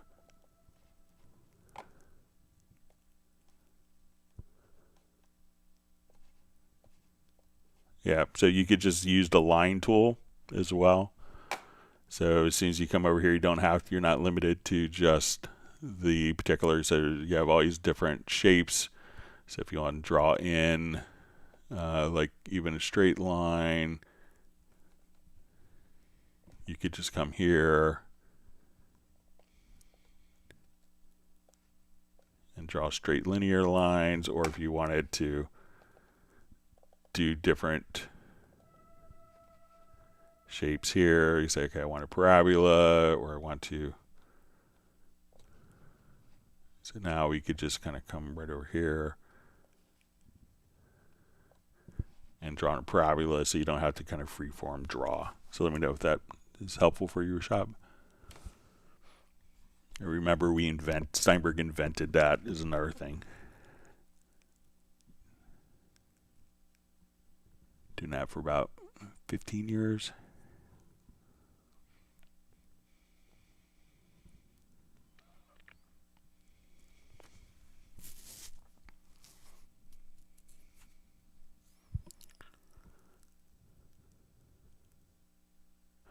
All right, so we see John Barry says, "Hi Greg, a feature request, please. Could we see a latency figure for VSTi as well as a VSTFX? I rendered Groove Agent with inserts on, then inserts off, and the position is different." So generally, you know, let's just I'll give it a shot here real quick.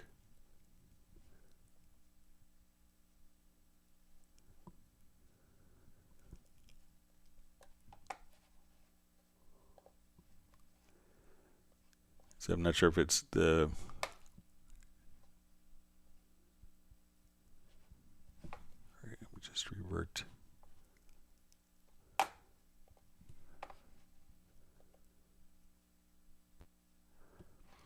You know, sometimes if you're doing like analog modeling, that could introduce some differences. So let's say we'll render this Groove Agent.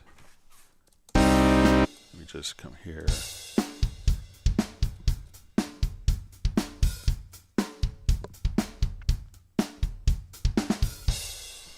Okay, so we have no raw effects on there. Let me just make sure.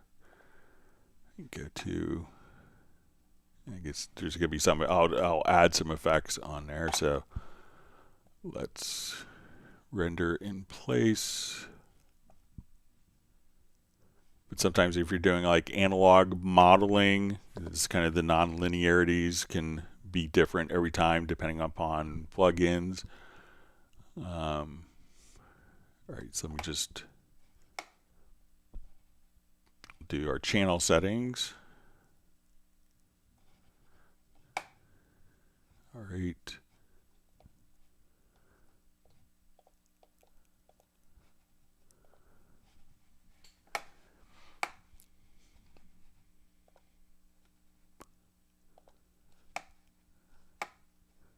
All right, now I'll add some more plugins here.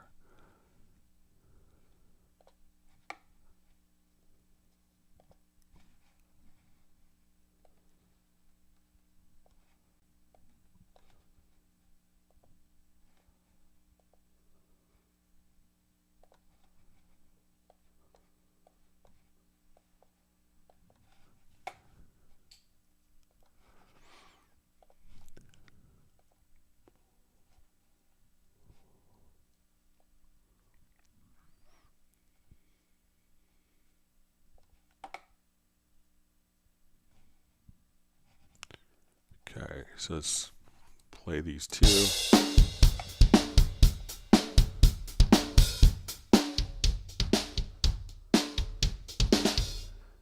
So we kind of look at so it's not going to cancel out because we have different processing on, but let's take a look.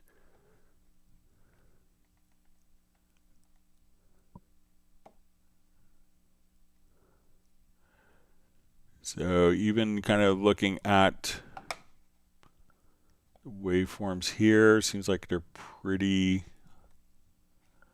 I mean, we have different compression, but we can see kind of like the amplitude kind of starting. So it seems like it's pretty good there, but let me know if you're using any external plugins or just the internal Cubase ones. The internal Cubase ones should, you know, VSTIs don't really impose latency because they're running sample accurately, but if you're, you know, running different plugins but, you know, listening to it. So we have these two tracks kind of.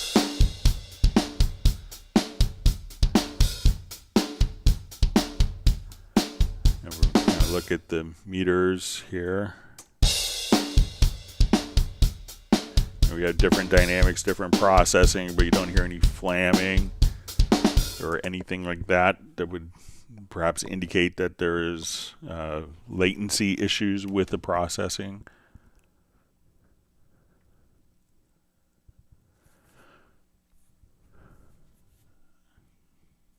All right, you see Gerald Ely popping in from Martinez, California. Just stop by for a second. He'll be back for his California sunset.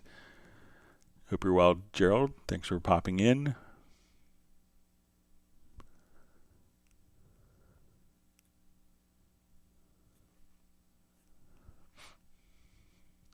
Okay, Windy Shores 74 asks, hi Greg, is there a way to batch rename cycle markers? Let's give it a shot. Not sure if we could rename cycle markers, but let's. I'll come over here.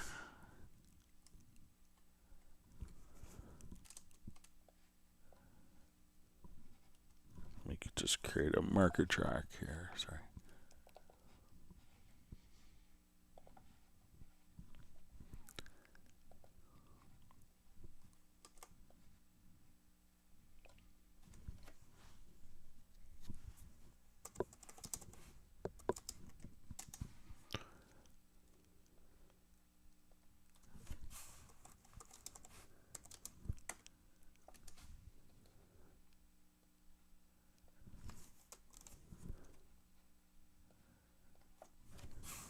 All right, so we have marker hey-ho 1, 2, and 3 cycle markers.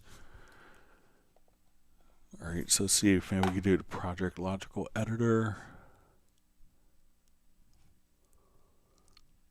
Never tried this.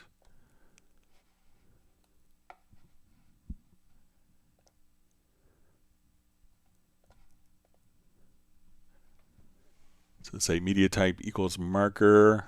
So let's say we have this as hey-ho 1, hey-ho 2, hey-ho 3. Okay. So we'll say we'll want to replace hey-ho with nothing. Yep. So project logical editor. So this way we could just kind of come over here. So again, cycle marker hey-ho 1, hey-ho 2, or if we want to replace hey-ho with today's date.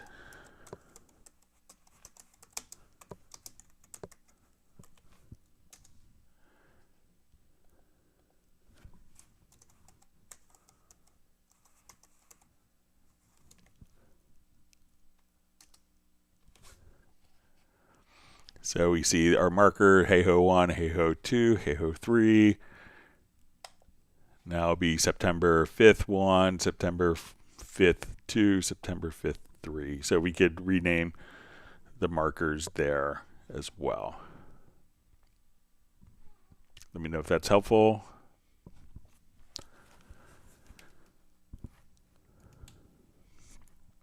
See, Gareth is just saying he's very happy with this UR-RT4. So yeah, if you find one of those, it's great. It actually has the Rupert Neve transformers in it. I think it's the same transformers that if you bought like the $5,000 8-channel Neve mic preamp that works over Dante, it's the same transformers in the UR-RT4. So.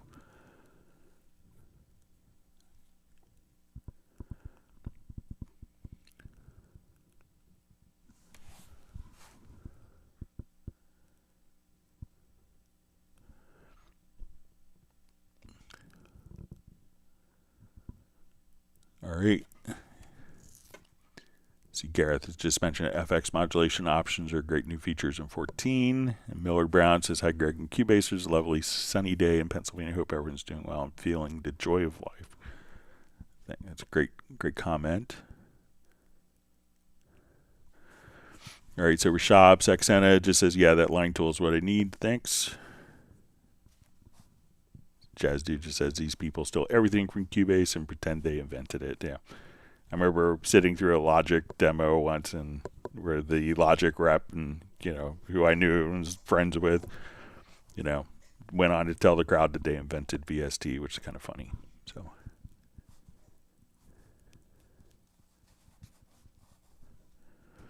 Miller Brown says, thanks, Greg, for 2 very informative live streams every week, and Jazz Dude for all your MIDI contributions. And Jazz Dude just says, no other DAW beats Cubase and MIDI editing.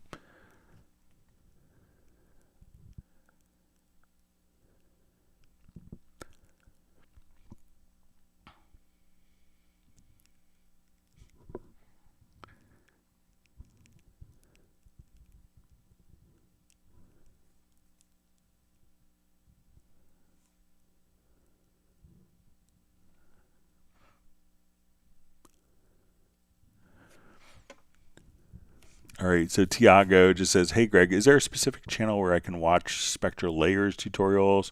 I would like to know how to remove vocal fry from harmonics or harmonies, maybe, or from harmonics. So I think it's just under the general Steinberg YouTube. So I know that they were doing some, I think they did a couple of live streams, but then I realized it's a lot of work to do. But let's see. If we just come over to, I'll just search.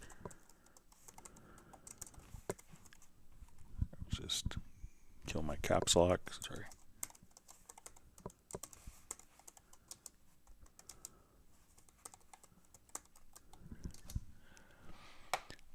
But it's probably going to be under, so just the regulars, like, so if you come here to the Steinberg YouTube channel, so at this point, so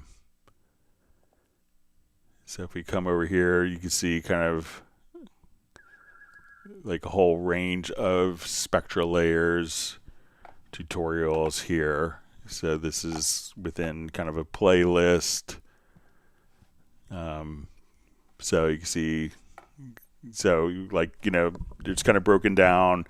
Like there's a Dorco YouTube channel, a Cubase wave, a Cubase YouTube channel, Nuendo YouTube channel, and then kind of a general Steinberg one. So just kind of look in there and you can see lots of different SpectralLayers tutorials there.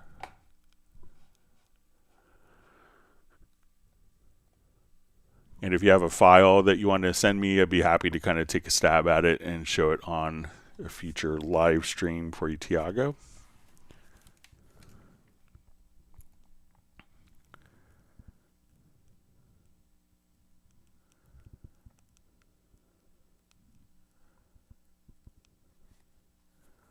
All right, so you see John Barry says he'll send over a video to show what's happening. So yeah, and if you have a project that you want to send to, I'd be happy to take a look at that. All right, so you see Windy Shore 74 says, great, thanks. All right, so we see Mark Rabin just says, I've been mostly absent the last few streams, have a long drive home, then it's going to catch up. I'll have a safe drive, and look forward to seeing you hopefully on next Zoom social meetup.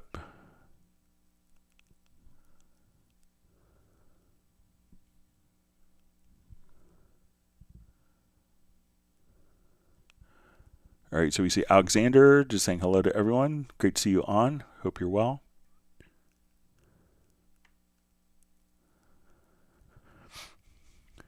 All right, so Alexander's question is it possible to get lanes from track versions? Okay.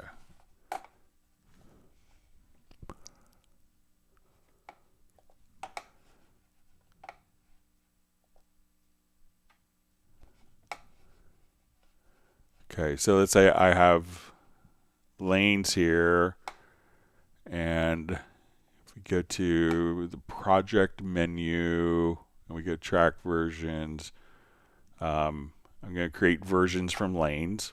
Okay, so now when we come over here, I could see all these different track versions. Okay. So if I kind of select the event, we go to our project window and we'll go to track versions and we'll say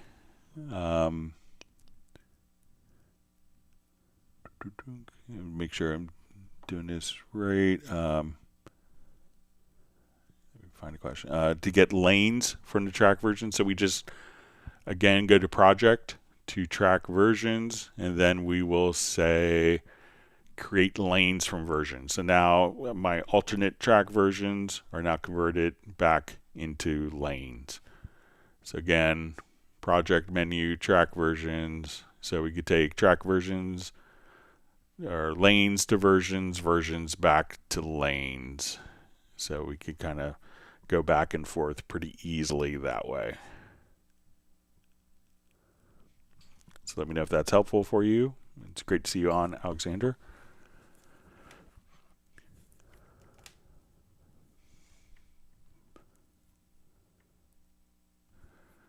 All right, so we see a question. How do you keep the original voice when you're working in VaryAudio? Thanks. So my method of what I do is I use kind of track versions to help with that. So if you always need to be able to go back to the original version. All right, so I'm just going to revert this.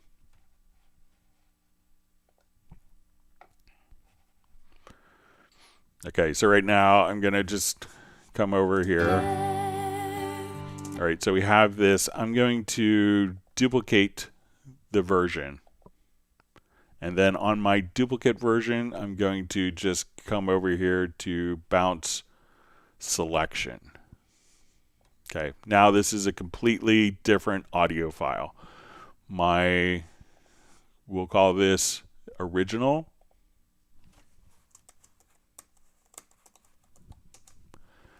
And then we'll call this one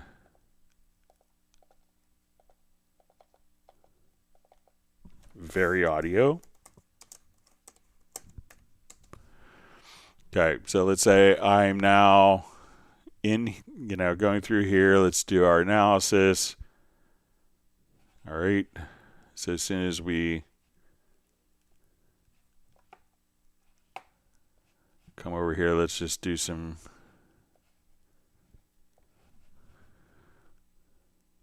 quick editing. All right.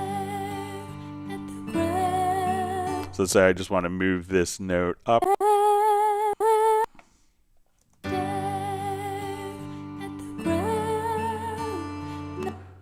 right. So we'll just come over here.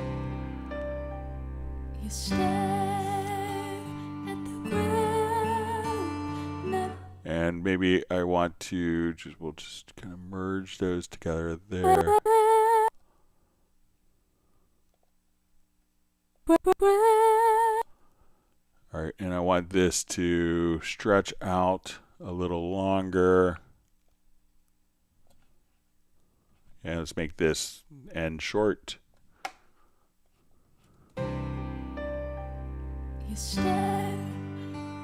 And let me just kill the vibrato in that.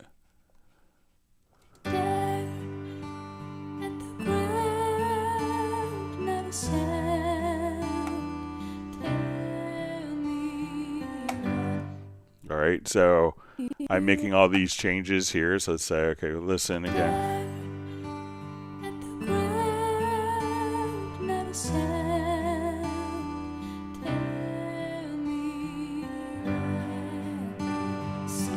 So now if I need, someone's like, oh, I hate everything that you just did, I could go back to the original. You stare at the ground, not a sound, tell me why. Or now I have my VaryAudio. You stare.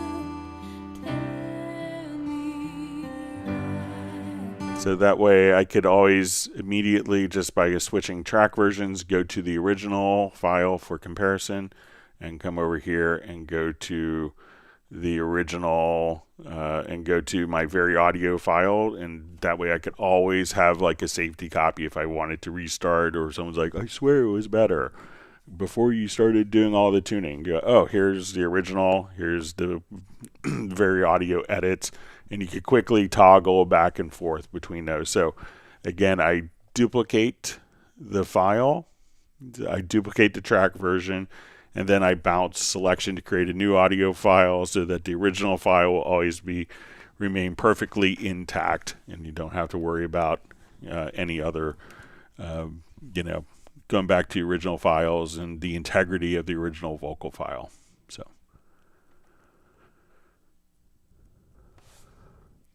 All right.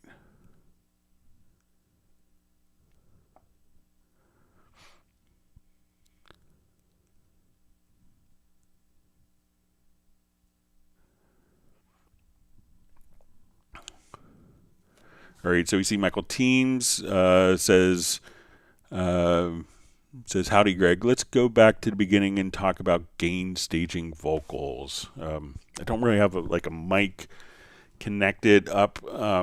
It's always a good idea, like if we look at the levels, sometimes people think that one is just to make sure, that you don't want to necessarily clip. Like this is a really good, healthy level for a vocal, I would say, like around here. So, we could still go up like probably 9 dB, 6 dB without clipping, So when we kind of come over here, if you find that your vocal kind of looks like this, then that's probably indicating that you could record more signal. And when I think of gain staging, you just want to make sure that you're not unnecessarily taking gain away. First rule is you don't want to clip. If you clip an audio recording, we could get around it sometimes with 32-bit floating point. But if you clip an audio file, like in expression, a friend of mine told me once, it's like it's hard to unburn the steak once it's been burned. You can cook it more, but if it's already been, if you look at kind of the waveform, and you're like, okay, that's probably too clipped. So you probably want like your vocal, like that is a pretty good healthy level. And when we do this, you could also just kind of zoom in on the amplitude. So this isn't indicative of the gain structure when we look at it, but that's a pretty good. So you always want to have maybe about 6 dB, 6 to 12 dB of additional gain if you're going to be running it through different compressors and EQs and different processes. Often vocals will generally go through reverbs, delays. It could be going through coursing. So we want to be able to kind of accommodate, all of that processing. But if we're initially too loud or too soft, then we have to kind of artificially kind of adjust the gain to get it to this level to start with. So I think, once you're doing that, make sure you're not, clipping on the way in. You could always easily kind of add gain. Some, when I had worked with NPR in the past with their Nuendo setup, their amplitude, and also with like ESPN, a lot of broadcast, like for radio, may have very, very low level amplitude because when they're broadcasting it, they're running through like a real heavy compression stage. But generally for vocals, if your waveform is kind of looking like that, that's kind of a great place to be because we're not trying to boost it artificially to, and when we boost something that's recorded too low, if there's a little bit of noise that wasn't apparent at a low volume, we boost it, then that noise can get louder too. So you don't want it to be too loud where it's clipping, and you don't want it to be too soft where all the other elements have to be kind of artificially brought up.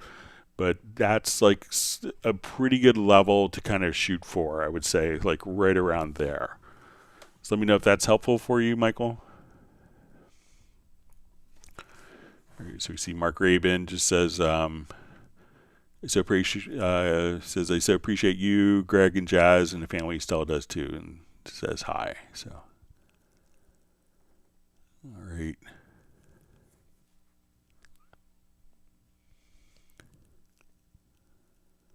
Okay, so we see Gerald says he's back in his desk and he's paying attention. So, just glad you're here, with spending time with us. All right, wonderful to see Balsa checking in from Montenegro. And Alexander says, thanks for your help, Greg. You're amazing. Keep up the best work. I'm just happy to be able to help people.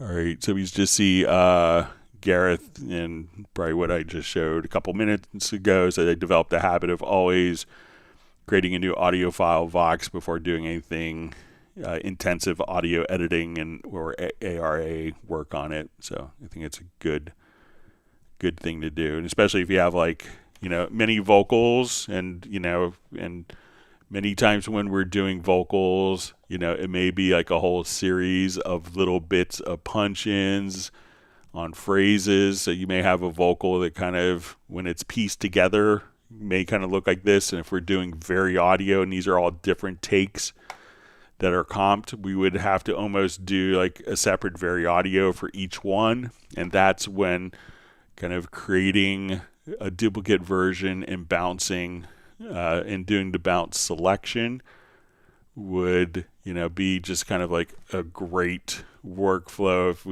if all these were different recordings and different punch-ins that were assembled and comped together. At that point, we just bounce selection. Now we're doing all of our tuning on one particular audio file, just makes it more straightforward. So that's a kind of a great method, and I like to do it on the same track so we don't have to duplicate processing and plugins on another track. So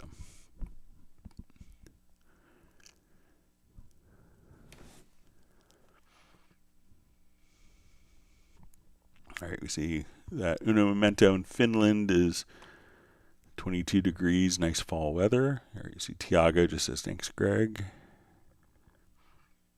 All right, and it's 21 where Gerald is.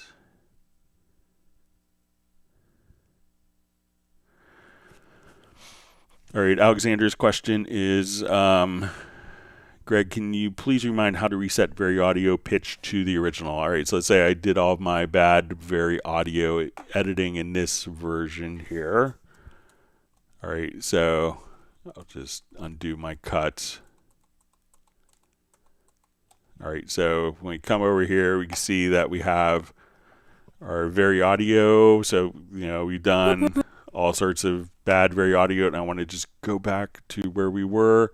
So I think if we go to our function, we can say reset all changes for selection. So I'll just select all of the notes. And then in this little choose functions menu, we could just say, reset all changes for selection, and then we're right back to where we were.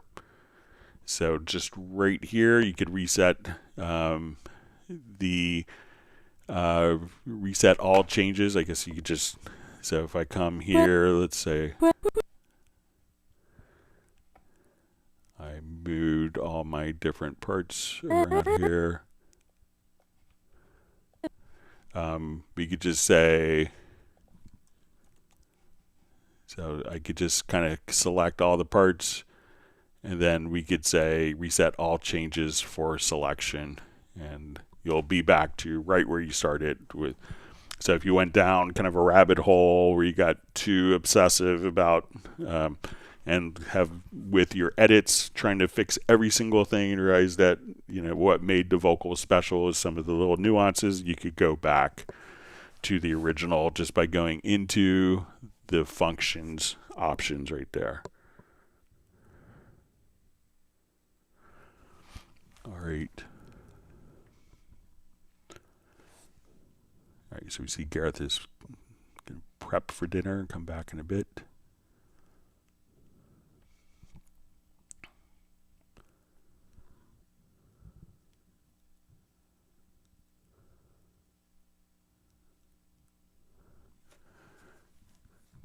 All right, so Uno Memento says hitting the like button is like putting a pig on the back. Greg just gets more power. So.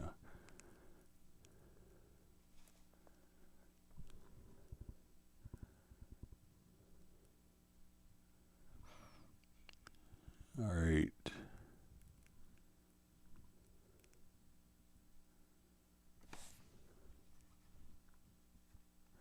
All right, let me jump into a couple questions that we had mailed in. All right, so we had a question on the last live stream about tempo detection in Cubase Artist. So let's just say, just import a quick audio file here so we can show it if people aren't familiar with it. So let's say.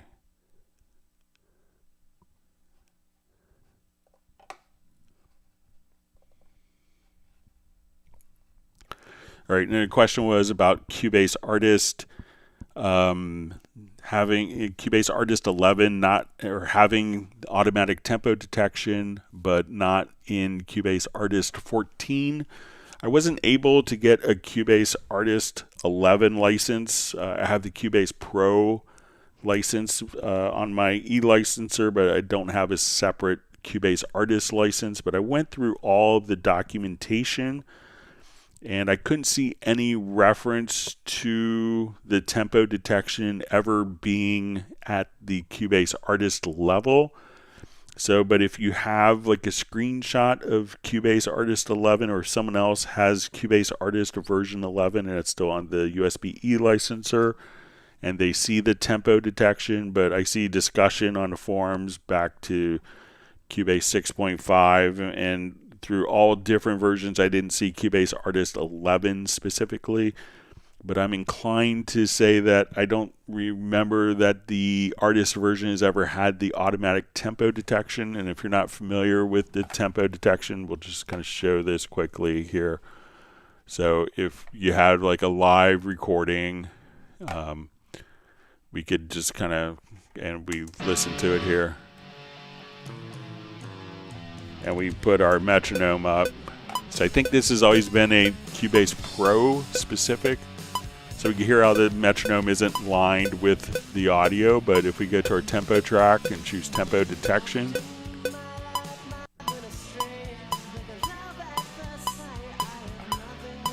so now we could figure out what the tempo is.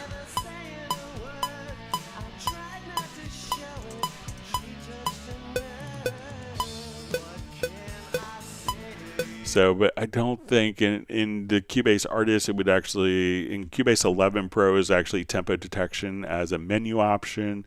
And then with 14, it had moved into, maybe 1401, it had moved into the, when we go to the tempo, we see in the tempo track that we see the tempo detection there. But I'm pretty sure that it wasn't an Artist, but if you have like a screenshot of Cubase Artist 11 with the tempo detection, I'd be happy to kind of pass it along.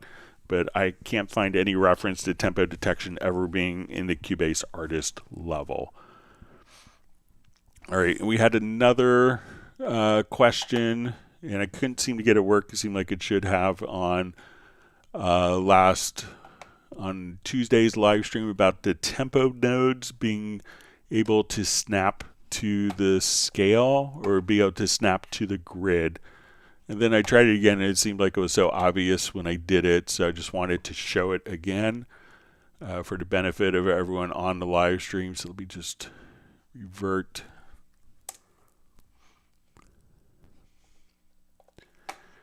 All right, so we come here, we have different tempo nodes, and as we kind of zoom in, we can see that these aren't necessarily, this is like our playhead is right at measure 26, and we see that this tempo change occurs after. So it looks like if I have this snap on, so just come over here, and you could do that by hitting the letter J, that when I just kind of grab it, that it'll automatically just kind of snap directly to the grid that we have set there. So, and even if I wanted to come over, so let's say, okay, I have this as, and we say, okay, let's snap to beat.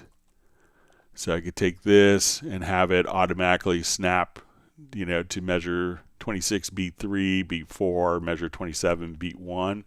So it seems like if you just kind of grab it by the hand here, that you could automatically have those values snap to the grid. I'm not sure. I think I was trying different modifier keys, but it seems, and maybe I was just but it seems like it's obviously working now. So I just wanted to kind of share that. All right, let's see, there's...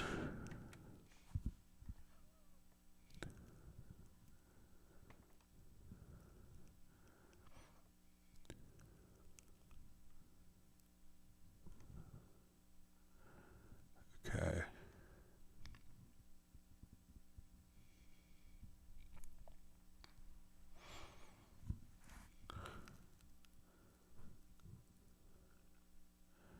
Okay, reading through comments. So Tiago just says, Greg, could you show how to edit low EBD transient for vocals in SpectralLayers, so further compressors hit softer in those particular frequencies? So I'm not sure if you have to even do it there. So let's say we'll jump back here, but there is kind of a I may not have a particular file, but if you have a file, Tiago, that you would like to share, I'd be happy to do that. But one of the plugins that comes with Cubase could probably do this pretty well. So when we come over, and I may not have like a transient, but what I would do is utilize the so we come over here to our inserts. You'll see under dynamics there's going to be a multi-band envelope shaper. So if you wanted to kind of adjust the transients, like I would just kind of come over here, and then you could adjust kind of just the transients on the low end frequencies, and you could obviously kind of just say, okay, I want the attack to be minimal, I want to adjust kind of the length, or I want the attack to be, super accented, which is probably the exact opposite of what you actually want to accomplish. But I would try the multi-band envelope shaper, because here you could break down different frequency ranges, and you're only doing the multi-band envelope. You're only doing the envelope shaping on the low frequencies here. So that would be like the first avenue of approach that I would do. So I'm not sure if you've experimented with that, but I think that could help in your particular how you're describing it. But if you want to send a file, I'd be happy to kind of see if I get it dialed in SpectralLayers or with the multi-band envelope shaper. But it's a great envelope shaper, and the ability of being able to have it be multi-band is really effective as well.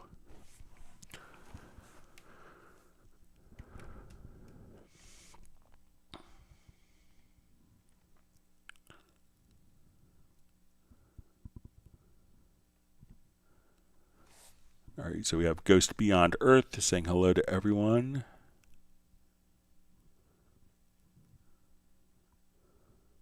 Thanks for joining us today. We see John Walker joining. Thanks for being part of the community.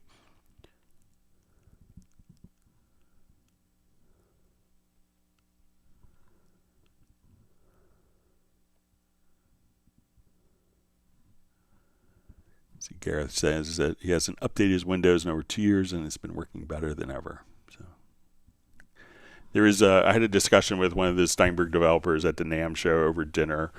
And it was kind of an interesting discussion on this. You know, I was like, I swear sometimes that you'll do something in software and it may act finicky the first time, and you do it the second time and it works. And you would think that with software that would be exactly the same result with every, you know, with the same process. You do this process 3 times that you would get the same result. And he was explaining to me is really interesting that sometimes if something misbehaves the first time, that it will kind of go to a different area of the memory. It will search out a different area of the memory that is less problematic. So sometimes if you do see something that, you know, seems like it shouldn't logically be, you know, where we envision software as having kind of the same results every single time from an action, that sometimes the results can change and the software can adapt and learn what works best for the system. So.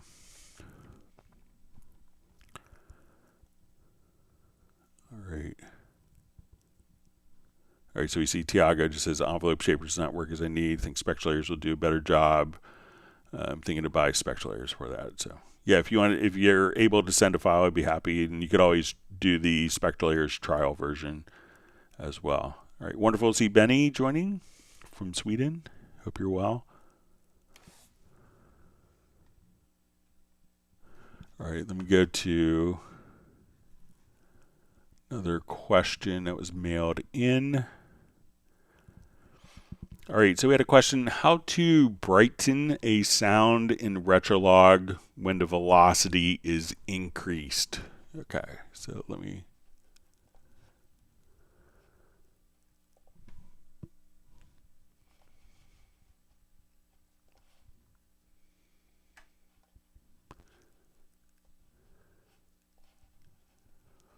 Okay, so let's say we have a velocity, and I'll just start scratch with Retrologue here. All right, so let's say we have a Retrologue sound here. So when you start off, this kind of default sounds, it will just have a single oscillator. And let's come over here and adjust, let's say, our cutoff.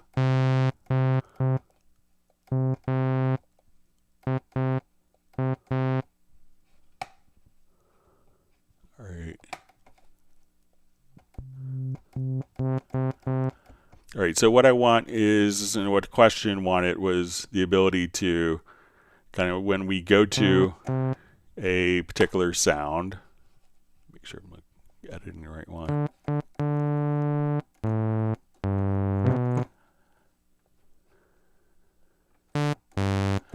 That we can have the velocity kind of open up the cutoff of the filter here. All right, so to do that, we have this kind of modulation matrix here. So we could do all sorts of move the mod wheel, does this, but we could choose for it to also say, okay, the velocity is going to open up and we want it to adjust our cutoff. So I'm going to say, okay, we'll come over here and we want the velocity to adjust the cutoff, and I'm going to just set the depth here.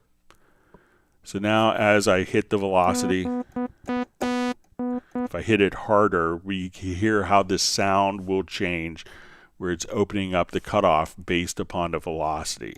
So if I hit it soft,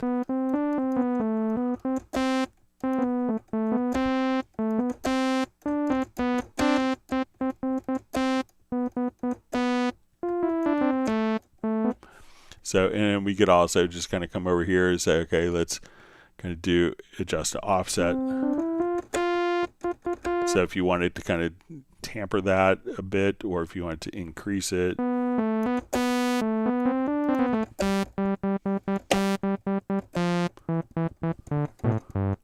So softer velocities, the sound is more mellow, but if we want to change the sound as the velocity increases to open up the cutoff to make it sound brighter,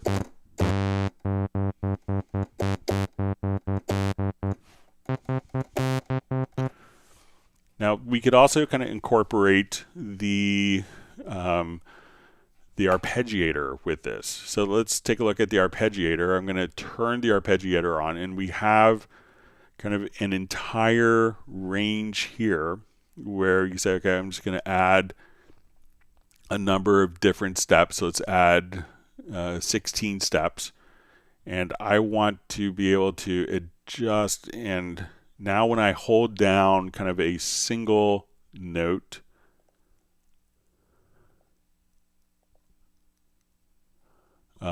it's going to send, this is going to be our velocity control.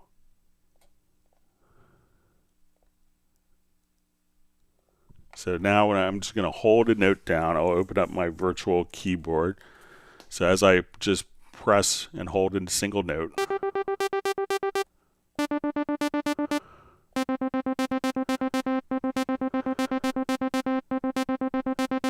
and let's move it down an octave. So now the pattern here is just arpeggiating. And so very easy to kind of just come right over here, and if we want to be able to kind of tweak, you know, the different settings, and you know, so we could adjust these velocities to kind of change. And I will just slow down the tempo here. So let's make it 108. So now when I play this, this is going to send different velocity levels. It's not doing it for pitch, but this is the velocity lane. And just holding down one note, we can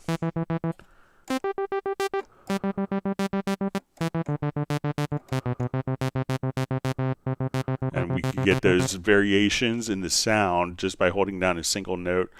And what's always good about stuff like this is, you know, be a little more creative. So, you know, everyone does like 16 steps, but what happens if you do 20 steps?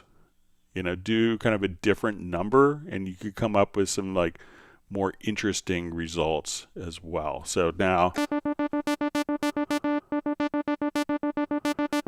and that way, if you're doing again 16 beats of a drum loop, it's not, you have kind of a different,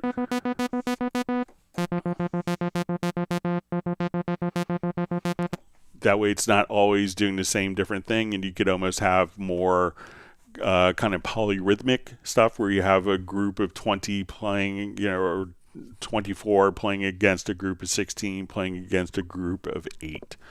So, but again, to kind of change the sound based on velocity, you know, the easy way is just to come over here. So is just choose the velocity, and as the velocity increases, you may have to adjust the depth and the offset here a little bit. And every time we want more velocity, we're going to open up the cutoff of the filter. And to be more creative is to come over here to the arpeggiator, and we could just, again, come over here, play a single note.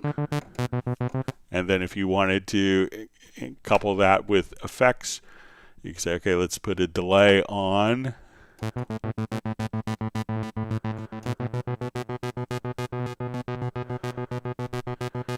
So we could just come over here, adjust your feedback, your delay time, how it's going to be, you know. So if we want this to be, and with delays, it's always, you know, don't just always do eighth and quarter note delays. Do like dotted quarter note delays are really interesting.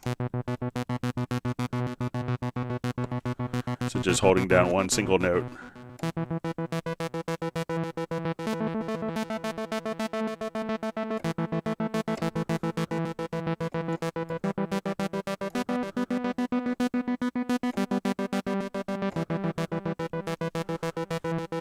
So just by playing one note, you could have it do, you know, change the sound by your velocity, or program different velocity patterns and add effects on top of those and come up with like really interesting stuff just from hitting one single note. So that's a way you could start off making a sound in Retrologue brighter by different velocity levels, and then you can be more creative with it afterwards. All right.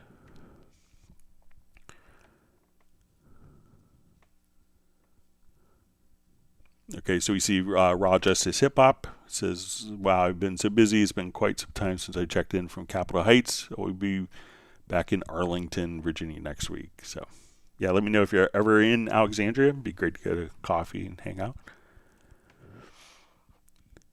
All right.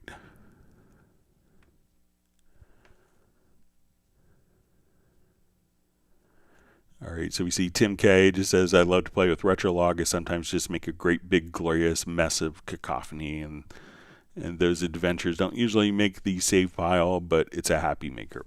So yeah, it's a great way of looking at it. So just really easy to kind of come up with fresh, interesting sounds in Retrologue. All right, let's go to the next question that was mailed in. Says, hi Greg, is it possible to assign a keyboard shortcut to a particular plugin button, such as the AB button on Metric AB, irrespective of which track is selected? Right now it's possible to toggle this while the plugin is open, but it would be great to toggle the reference track no matter where you are in this session. All right, so it's not a keyboard shortcut to do that, but we could use the MIDI remote for that. So let's say I have a number of tracks here. So let's say, okay, I have a folder of tracks, and these tracks, when we look at it, are going to have different plugins on our different tracks. Okay, so if you have a MIDI remote, so a lot of people will have some type of MIDI controller, and if you use the MIDI remote, if you want to do these types of things, it's really great for that. So let's say I'm playing, that particular Retrologue sound again,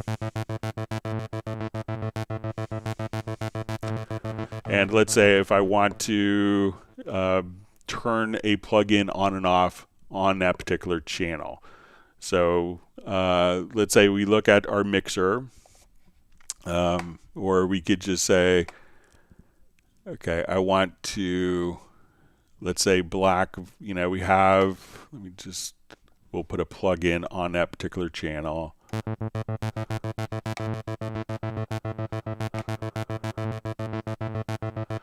Okay, so let's say we want to put on frequency EQ.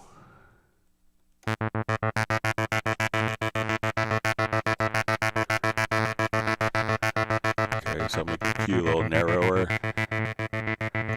All right, so if we want to, turn on and off different parts of a plugin, we could just kind of right-click on the parameter, and I'm going to say MIDI remote pickup for MIDI remote mapping. So I'm going to do that. We come over here. I'm going to choose my MIDI remote, my Chord Nano Control. I'm going to hit the button here that I want to do that function, and now when I do that, it's going to just go to that one parameter on that one track. So let's say I open up the frequency EQ on a different track. I'll copy this over here. All right, so hold down my option key. All right, so we see that this frequency, I'm going to invert the frequency here. All right, and we're going to leave that on. Okay, so I go to, when I hit this particular button from my MIDI remote, it's going to turn that on and off. So I'm going to close the particular plugin. Now that particular MIDI remote is not assigned to the particular track. It's assigned to that plugin on that track. So if I had Retrologue on other tracks, it's not going to affect that. So I come here, turn it off, or we turn on the EQ. All right, so as we do this, we'll turn the EQ on and off by hitting the MIDI remote button. So we see my MIDI remote. I'm just going to hit this particular button.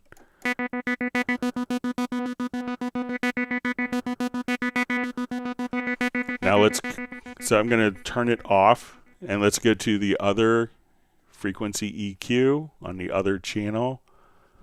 So let's just pop over here, find that channel. So I'm going to hit that same button, even though it's the same plugin.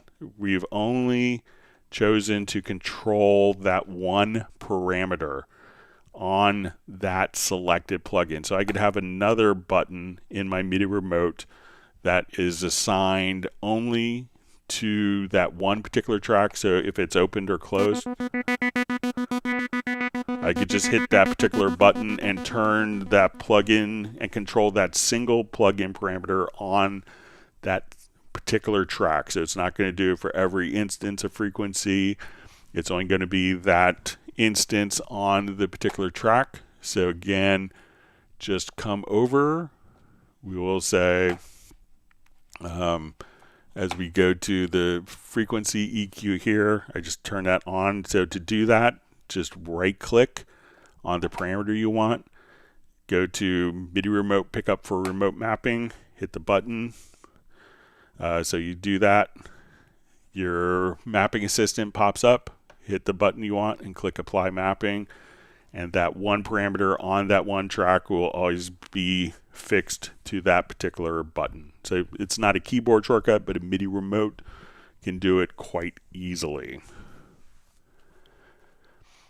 All right, and last week we were working with Soren on doing like MIDI remote to automatically fit a particular scale of, so we could play like all white keys and have the MIDI input be mapped to the particular scale.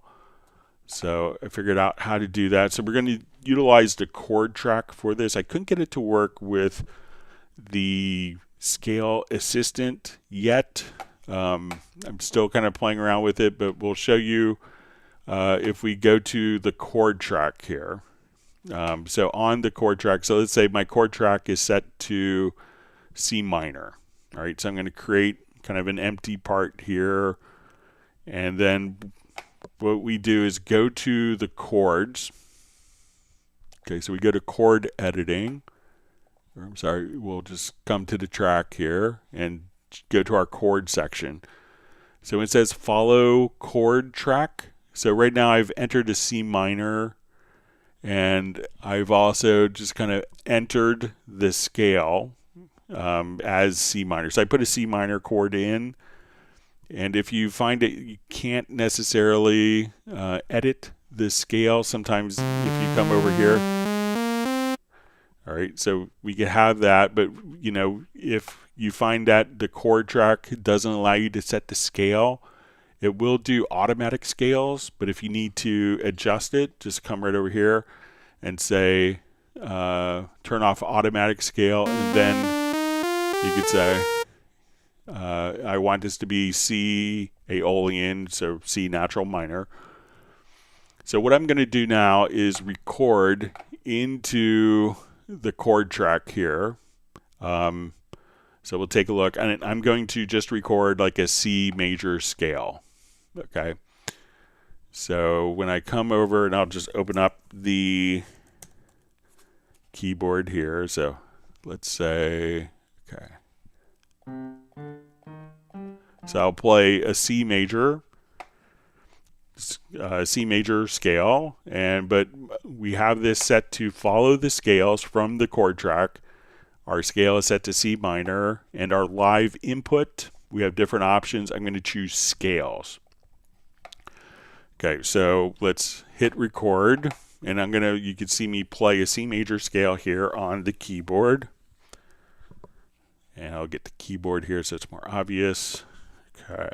Let me just solo this particular track.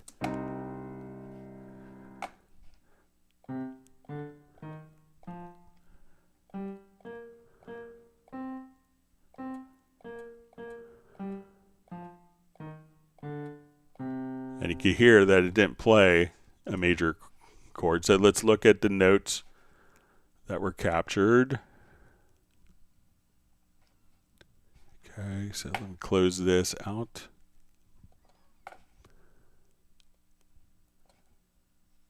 Let me just hit record again. Sorry about that.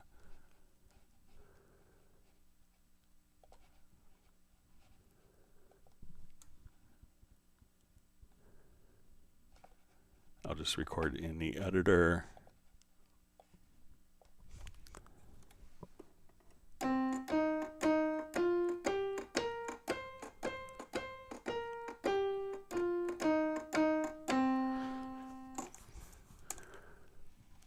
All right, and we'll do it.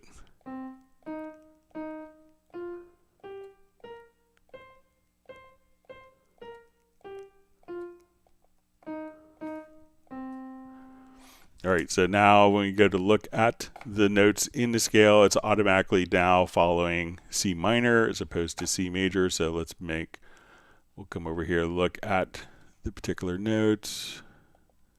So we see that we're at E flat, A flat, B flat. So now we're automatically following the scale that was determined by the chord track. So again, to get the settings as expected, come right over here, say go to your piano track, go to select the track, go to chords. You want to set here, and I think this is what I missed on Tuesday's live stream, set this to scales. And then for the live input, set that to scales. And then when you record in, all of the incoming MIDI will snap to the incoming scale for you. All right, let me jump back, see if there's more questions. We have a couple more that were mailed in.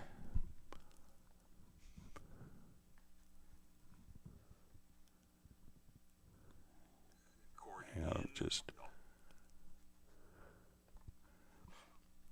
all right.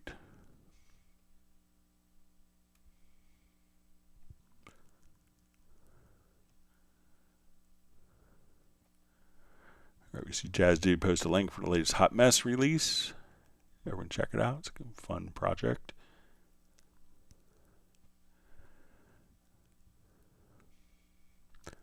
All right, so we have Everytician Hermile says, hello Greg, I'm going to do a quick notice for you. Could you do a search on this plugin called Harsh Digital Nose? By the way, I'm a fan of that plugin. Are you a fan of that plugin too? So I'm not familiar with it. I could check it out and let me just see. I'll do a quick Google search.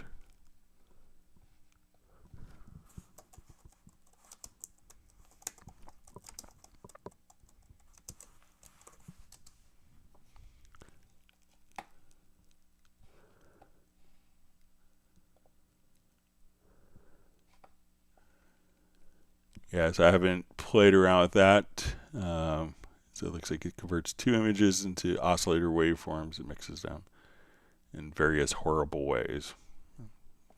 Clever marketing. All right. I could check it out, but I haven't had any experience with it, but I'd be happy to kind of play around with it a little bit over the weekend.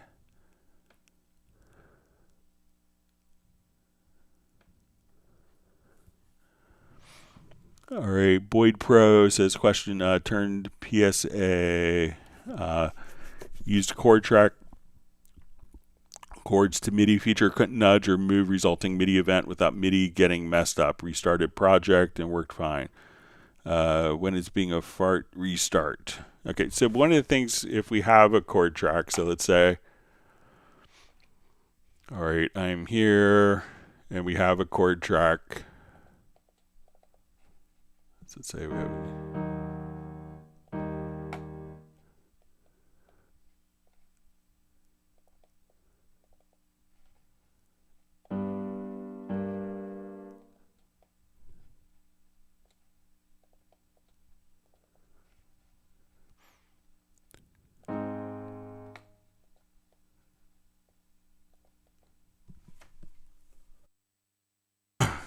Excuse me, I just had a cough. All right.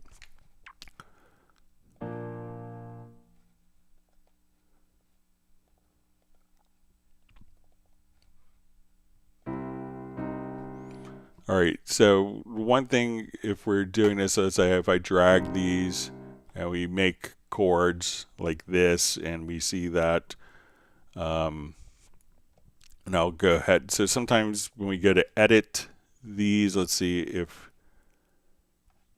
when we go to, so it looks like it's kind of moving. I know sometimes when we do VaryAudio, if if I'll show it on VaryAudio, but within VaryAudio, sometimes it may kind of stick to a particular voice.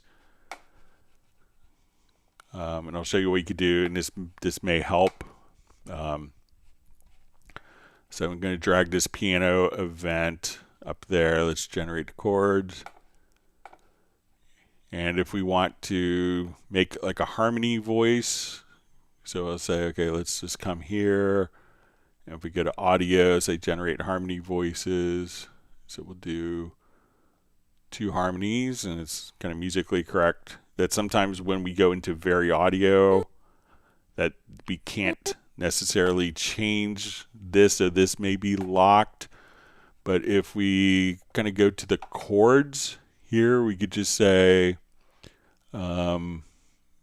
single voice, and then if you just go to voicings off, at that point you can freely move kind of notes. So if you run into something with MIDI, it might be something where you go to the chords, to the chord settings here. So let's say we go to the track and go to chords. So see if you adjust, if it's like kind of stuck, try setting the voicings to off and see if that makes a difference for you.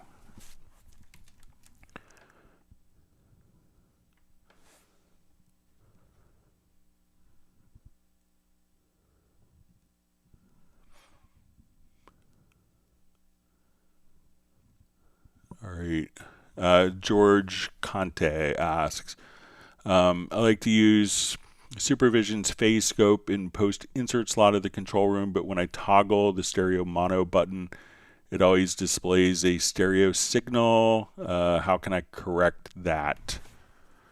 Okay.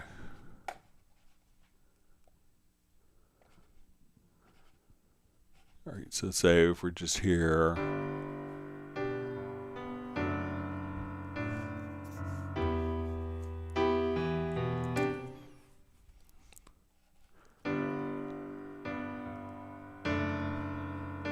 All right, so let's say if we're here, let's get to our inserts. All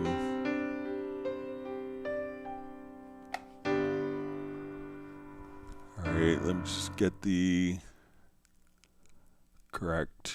All right, so say to the phase scope.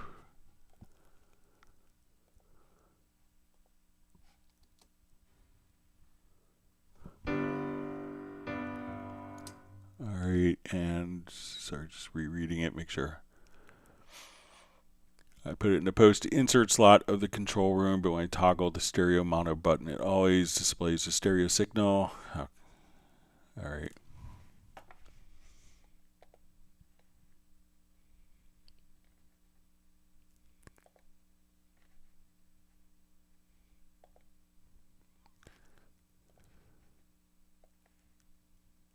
So I'm not sure if, okay, so let's say we're here. All right, and I'll just add another meter here, see if it.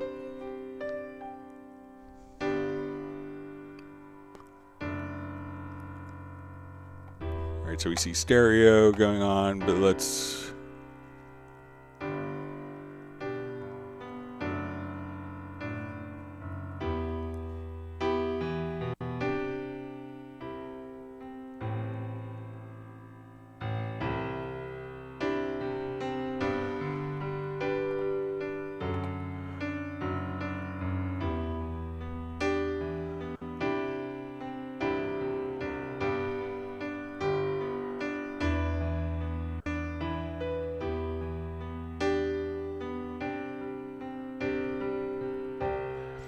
Let's see if we put this not on the control room, but let's see if we put it on the monitor, if that makes a difference.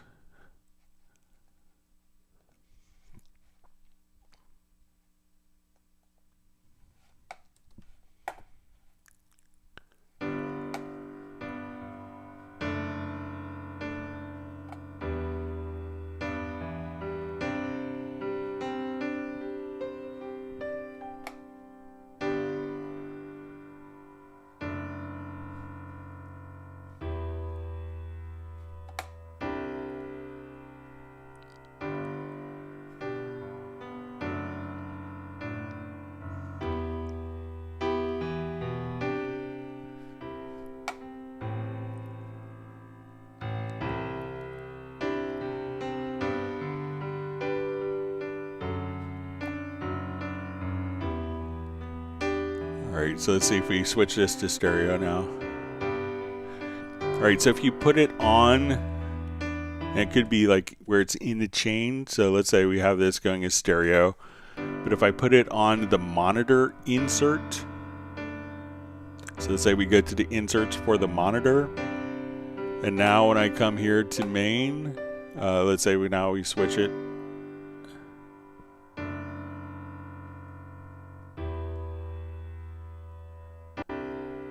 And let's see if I do like a if I move this to, and we do,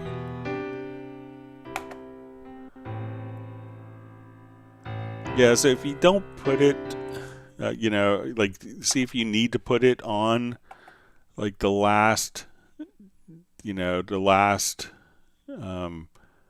you know, where we could, if you need to put it there, or, you know, because it seems like it's reflecting here as expected.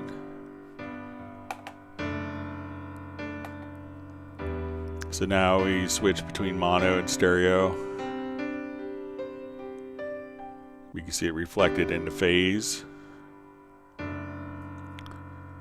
So let me know if you have to run it here, like in the last insert slot of the control room for a particular reason.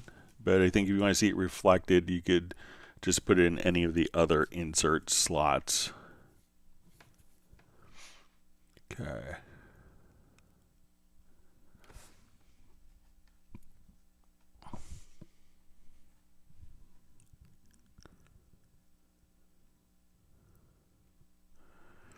All right.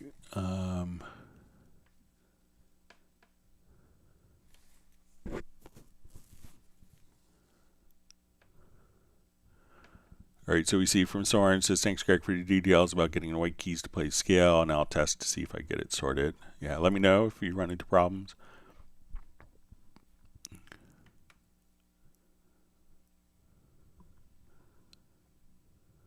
All right, Michael Teams is granted Soren 1 gallon of Texas strawberry ice cream. We'll share ice cream flavors today. All right, we see Pertti Kominen joining from Finland. Thanks for being online today with us.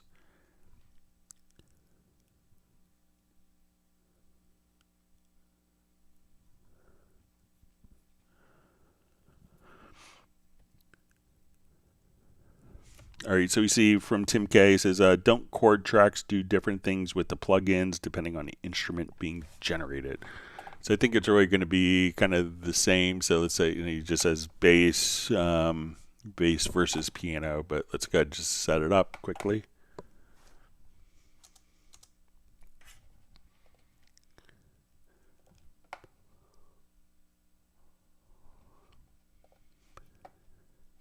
Okay, so we'll just add a hanging sonic.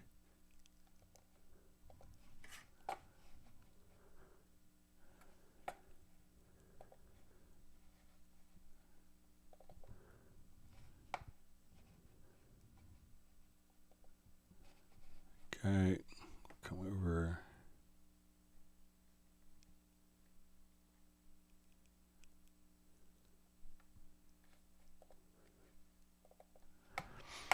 All right, so let's say we come over to our chord pad, so we have a bass and a piano. We'll get to the chord pads here. We'll record enable both of them, so we'll get to the chord pads and we'll unmute. That will help.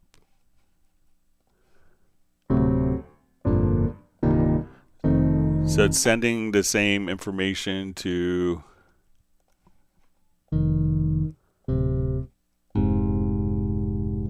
as, you know, to the bass as the piano.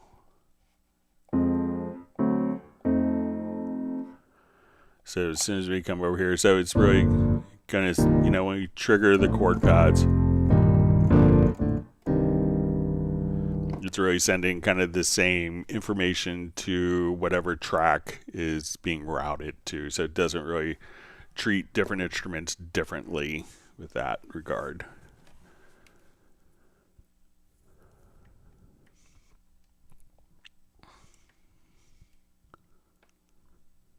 All right.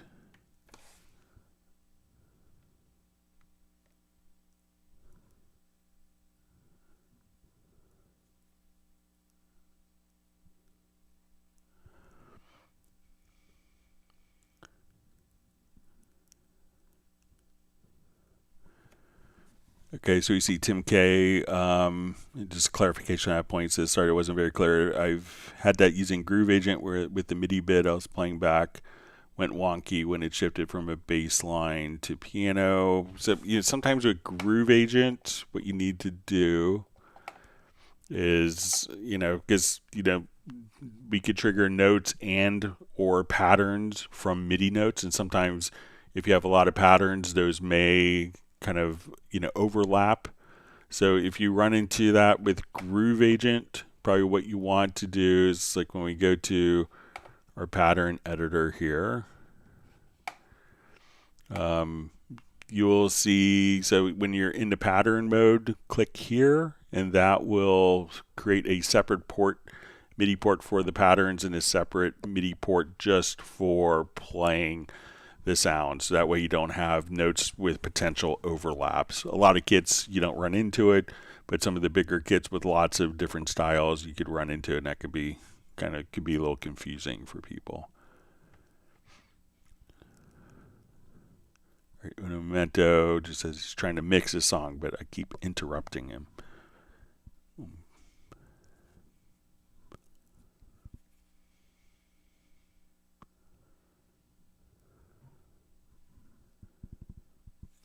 All right.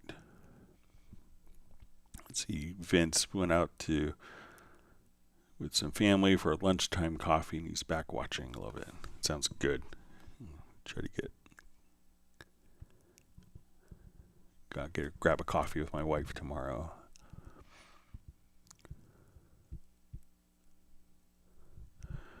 All right. So we see.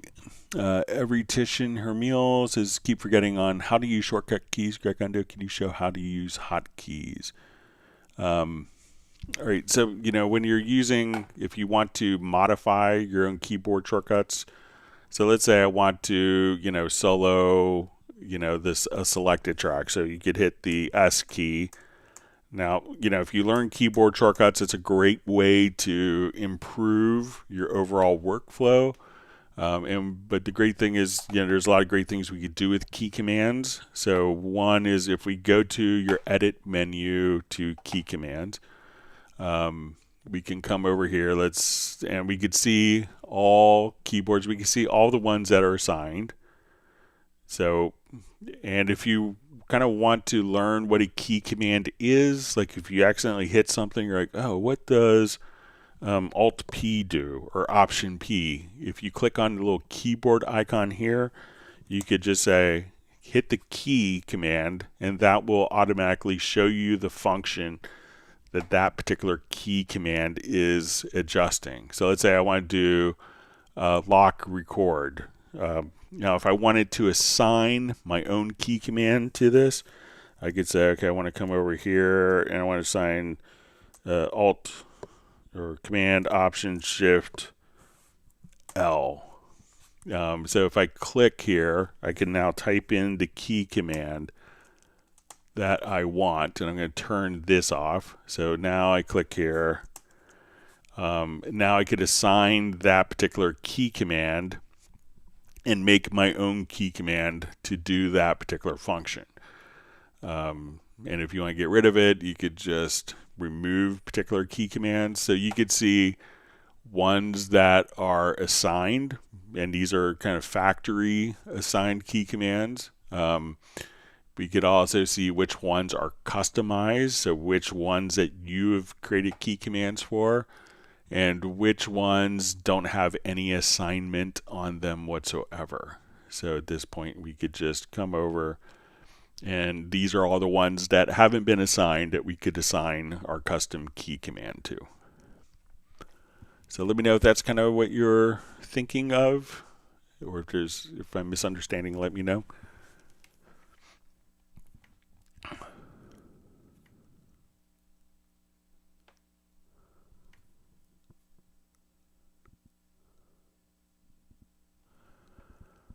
Okay. All right, so you see from Tim K, it says, okay, I've been working with the bass sequences, probably getting back to his question with Groove Agent.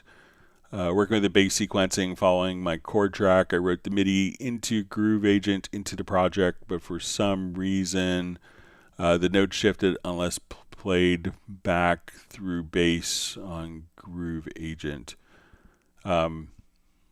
So I'm not sure if you're triggering the, because if we have a chord track, we could trigger a pattern, and a pattern could be just a sequence of these particular notes. So if we come over here,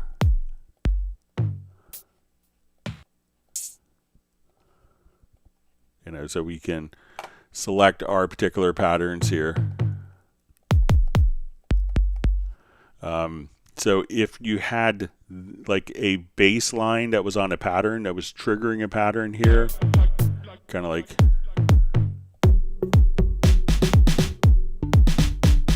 we have kind of a rhythmic component.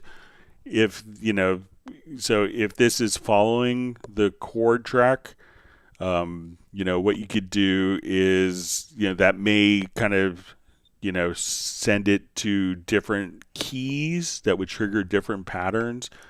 So in that case with Groove Agent, it probably doesn't make a lot of sense for Groove Agent to follow the chord track. So when you go to chords, so as we would look at a particular event here, so if we have our event, we could just tell it not to follow chords for Groove Agent. Because, what changes chords is going to just remap different MIDI drum parts. So, and especially if you're doing a sequence, like one MIDI note may trigger the sequence, but that sequence, if you have a chord that's playing a different MIDI note, that may not trigger the same sequence because it's really one note that's actually, switching and changing the sequence. So let me know if that makes sense.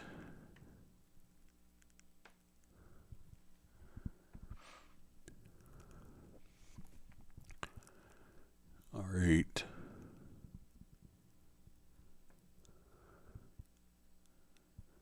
And Tim, if you ever have a project that's like, oh, it's messing up when I use a chord track, just email it to me and I'd be happy to show it on a live stream and help you out with that.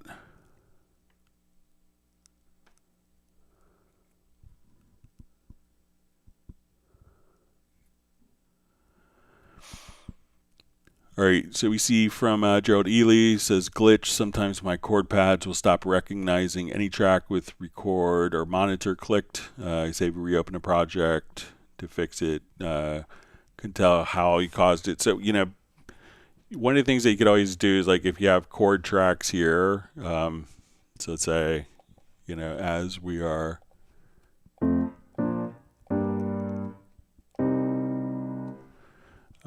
so like if you, one of the things you could do is like you could see all MIDI inputs. Try just to, and you'll see from in the plugin category, so you may see different categories for the MIDI input ports. Try to set it directly to the chord pads as the MIDI input and see if that changes the behavior for you. So again, this is like the chord pads can have basically their own MIDI, like a MIDI output port, like a driver, so that could communicate MIDI to the track as opposed to having a controller that controls this that's feeding the track. So you might be able to kind of minimize a step that way. All right, so we see Jay from Secret Studios. So glad you can make it today. George Conte just says, thanks, Greg. Moving the phase scope to the monitor section. Insert worked perfectly, just what I wanted. All right. Thanks for letting me know. All right, Jay has received 1 gallon of mint chocolate chip ice cream from Michael Teams.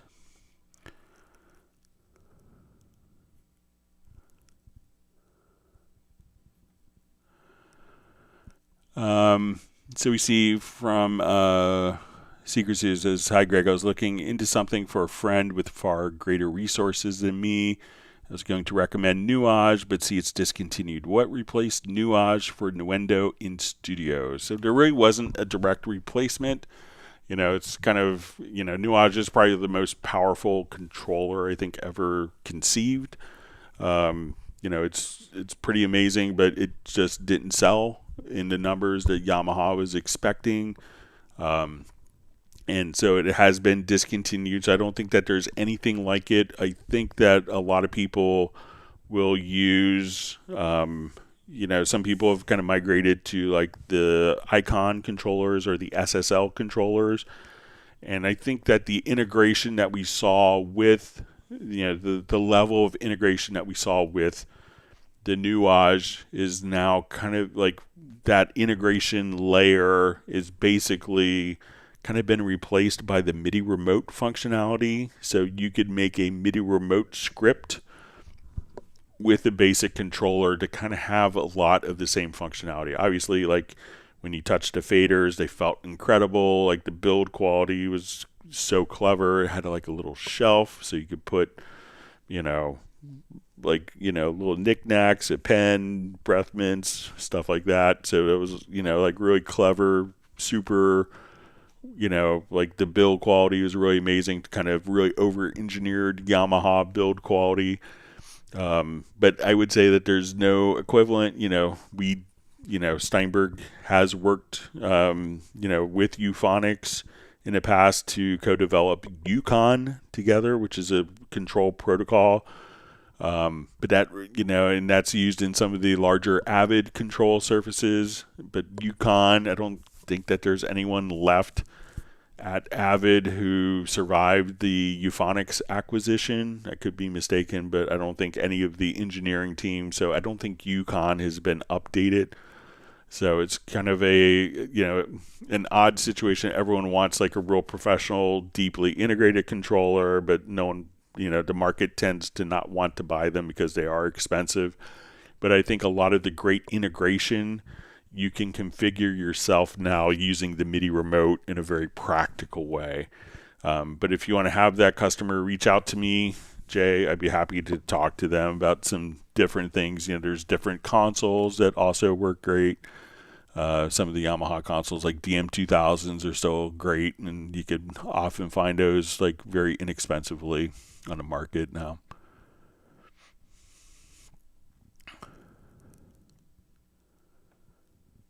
All right.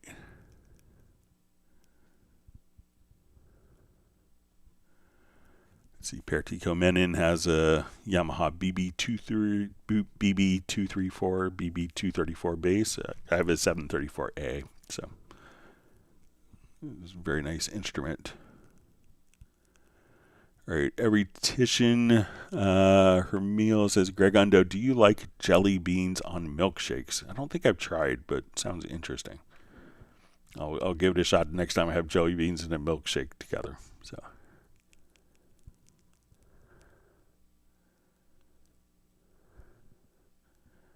All right, everyone wish Mark Rabin and Stella safe travels. All right.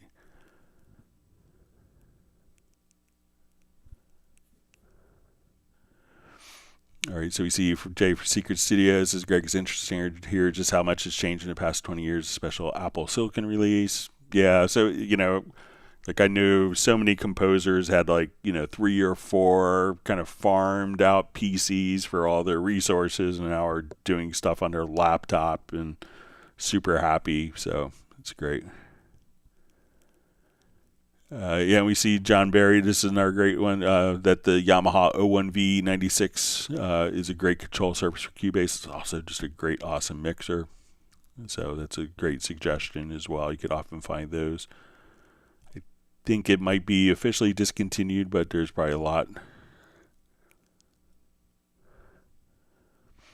I see Bratman Studios is wondering if you got my tracks. So I did get them. I didn't get a chance to go through them yet. I got tied up in some work projects, Rick, but thanks for sending them. And I'm jealous that you're going to see Missing Persons. I love their records. So I always found their records so interesting musically. So I can't wait to hear about the concert. So send me an email and take pictures.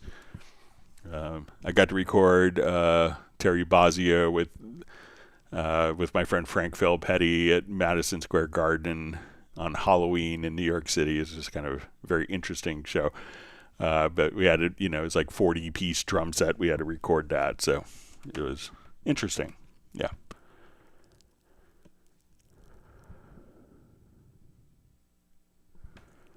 Right, Mark Rabin just says, I got asked a question yesterday about a Yamaha keyboard with one key that won't depress, said Woodside model keyboard, semi-weighted. Usually, Yamaha has like really good build quality. Obviously, like a keyboard is something that, is a mechanical function that goes on and off. But usually the keys are pretty easily replaced. If your friend, if they're having problems figuring out a place to get it serviced or get parts, reach out to me via email, and I could probably put them in touch with the correct person at Yamaha.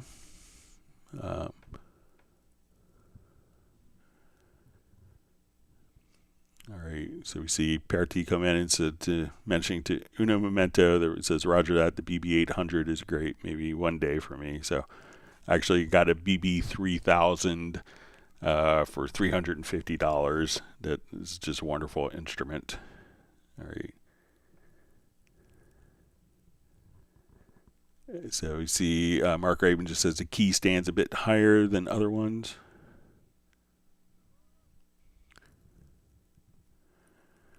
Let's see, John Barry is just saying about his O1V96. It's USB audio interface 2, 16 in, 16 out, and have ADATs, 24 in and out to Army RADAT. So yeah. See, Mark Raven just says, thank you very much, Greg, you rock. So yeah, glad to help. If they can't find somewhere, I could reach out to my Yamaha counterpart in sales who covers, I know he does like Montana and Washington State. He's based just a little bit north of Seattle. All right, so we see, I think Kinkanji just saying hello. So thanks for joining us today. I'm not sure what language, but thanks for being online. All right, Domini says, hi, I have some sounds missing alerts when I load some Groove Agent SE presets. How to solve it? I thought I uninstalled the contents, but I have many Groove Agent libraries. I don't know the one to reinstall. So what I would always do with Groove Agent, so a lot of people download lots of libraries, but sometimes, like when we go to the download assistant in Cubase, and it's a little clearer now since with the sunsetting of the e-licenser. So, just come over here and, when you go to My Products, so make sure that, like, when you go to My Products, you could see all of the products that are licensed to you. All right, so you could come over here and search for kind of every particular everything that's available to download. You could do that, but check with the Steinberg license manager to start with. So if you have like missing sounds, there's kind of three utilities, and they often kind of work collaboratively with each other. So one is to make sure that you have the particular, when you go to the library manager, you can see that all of these kits are showing up here. Okay, and make sure they have all these kind of installed as expected. But also, sometimes people will download libraries to go, oh, I have Groove Agent. Here's a Groove Agent library. I'll download it. But sometimes those are sold separately. So if you go to your activation manager, and you could actually see if the licenses that you have, so let's say for bouncy vibrations, you could see if it has been activated or not. So check in here to see if the actual licenses are activated for like the missing sounds that you have. And if you have a hard time figuring out which library a particular preset is going with, let me know, and I could look it up and probably determine like if this preset is missing. So a lot of times in Cubase, if you go to the particular library and you go to load it up, and you see like almost like a red circle here with a horizontal line, like kind of like a European stop symbol, that would indicate that you don't have a particular license for it. So you could try to if it seems like you have a license and then you're just getting kind of missing sounds, at that point, try just going to the download assistant and reinstalling the particular libraries, and make sure that it's in, that it's going into the library, where the library manager is looking for. So usually the default location will be fine. So give that a try.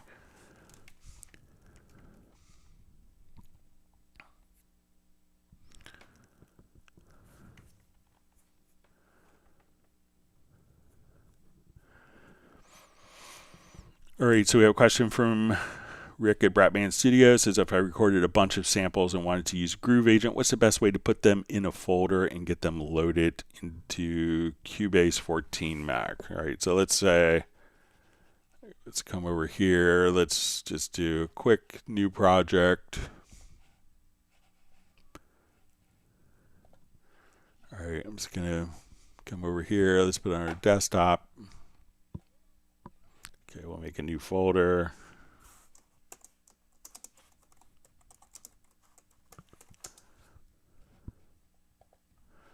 Okay, so we'll call it Groove Agent Sample Party. Let's go ahead and add a series of tracks.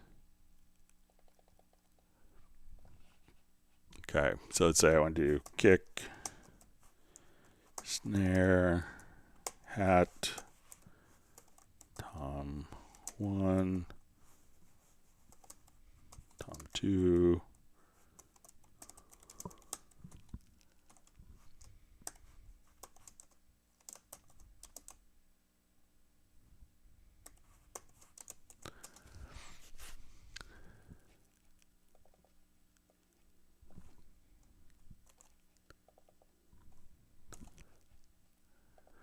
all right, so let's say we do a recording on all these tracks here. I'll just quickly put them into a folder.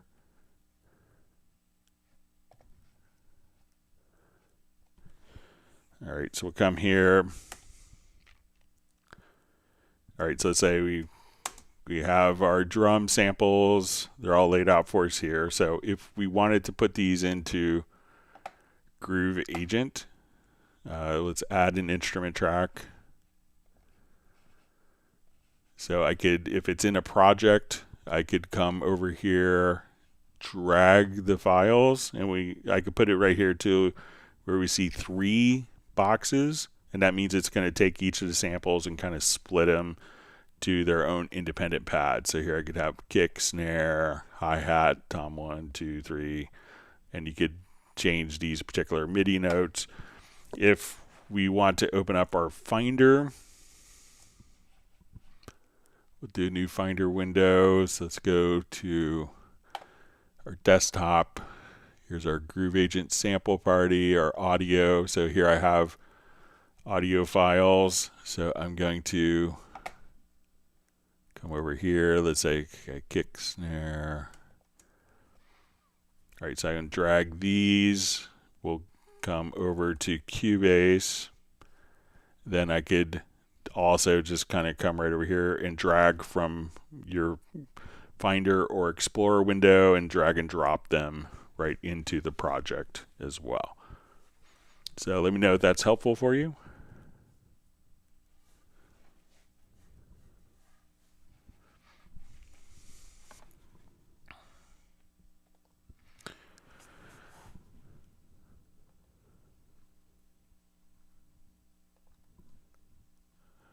All right, so our next question from Eritician Hermil.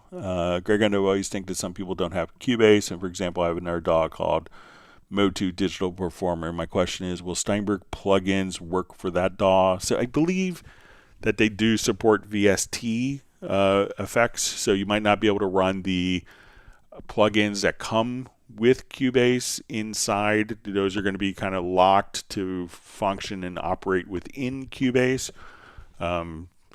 But any VST plugins, if you bought like Hallian or Groove Agent or Absolute, all those instruments would work as AU and VST3. I'm pretty sure that Performer, just don't hear much about him, but let's see.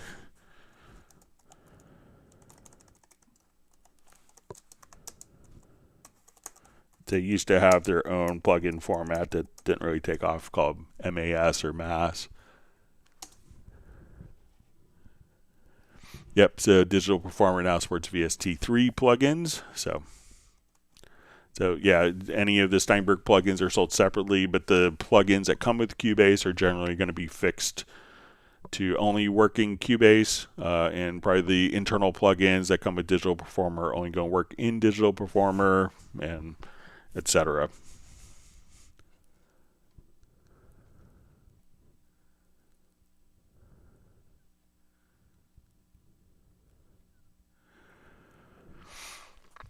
All right, so we see from Domini says, apart from frequency, what other VST or EQ or others Steinbergs can work in mid-side? So I think, for the included plugins, it's going to be just a frequency. But if we do have a file, if you have WaveLab, one of the kind of interesting things that WaveLab can do, we'll just show, let's see if this is,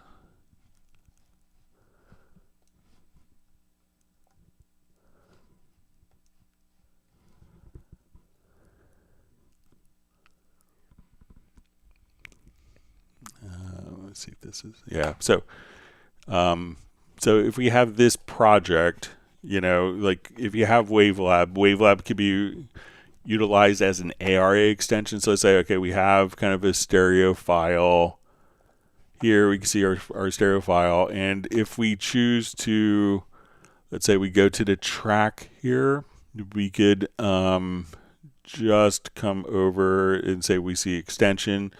So I'll load it into WaveLab, and looks like it may not like that. All right, let's try it again.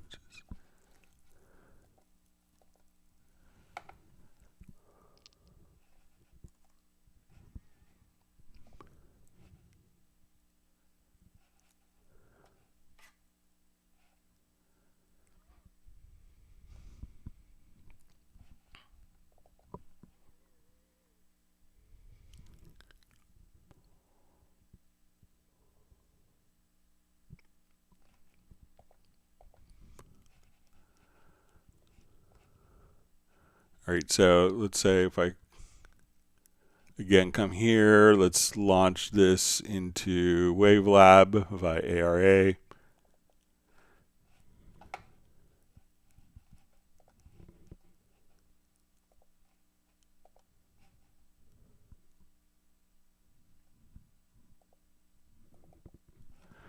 And now that we are kind of running it as ARA inside of WaveLab, if we want it to do like processing, again, one of the cool things with editing WaveLab is you could actually come over here, and now we could switch from left, right to the mid and side frequencies. So if I say, okay, I want to take like all the sides and I want the sides to sound wider, I could just come over here and do different processing.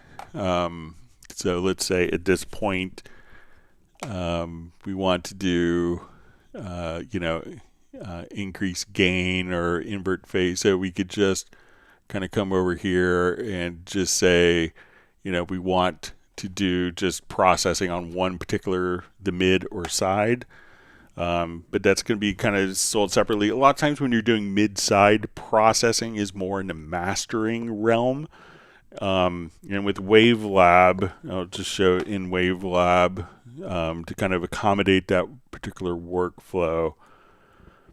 If we're running particular processes in WaveLab, and usually it's going to be, again, more kind of in the mastering realm where you do a lot of mid-side processing. But every time that you run a particular plugin, so let's say I wanted to run, like, let's just say the master rig here.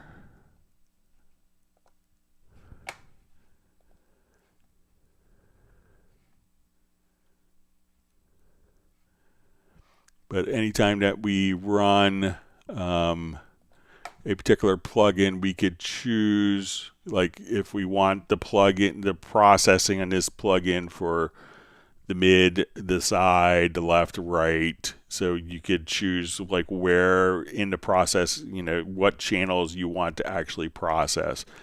But usually that's not for more, that's more at the mastering level as opposed to kind of the multi-track mixing. But for native plugins, I think it's only going to be frequency, and that allows you to do kind of more surgical EQ for like a multi-track and composition and audio recording mixing scenario. It's usually where you'd actually do it.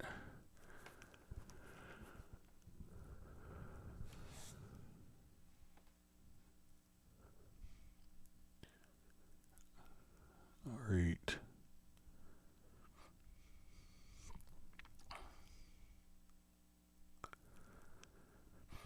All right, so we see Bratman Studio just says, is there a way to keep them in the media sidebar to use again and again like any media, like my own loops and samples? All right, so let's jump back over here. So let's say if we are, we'll just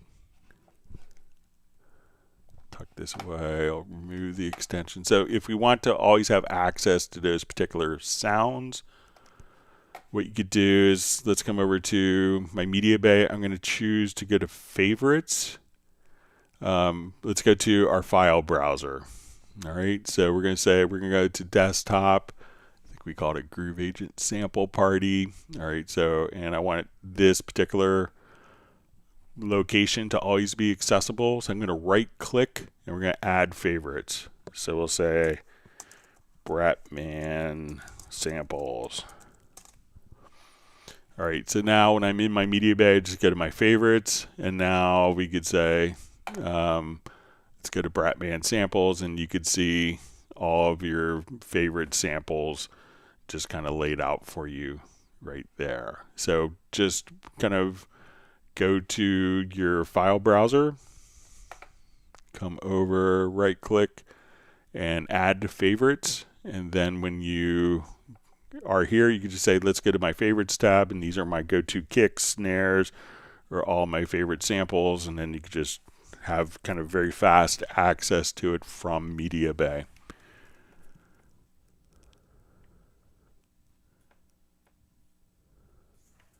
You see Jazz Dudes posted the link for the WaveLab trial.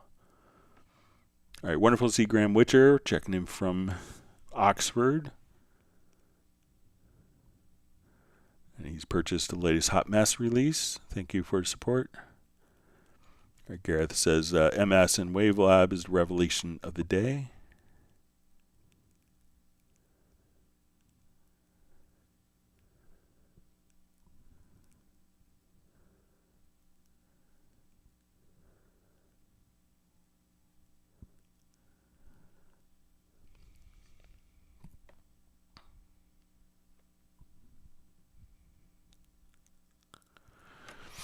All right, so we see John Barry just says, hi, Greg. I love the way WaveLab and SpectralLayers integrate with Cubase, but moving forward, I would like to see them look and function as close as possible in unlocking the stock plugins.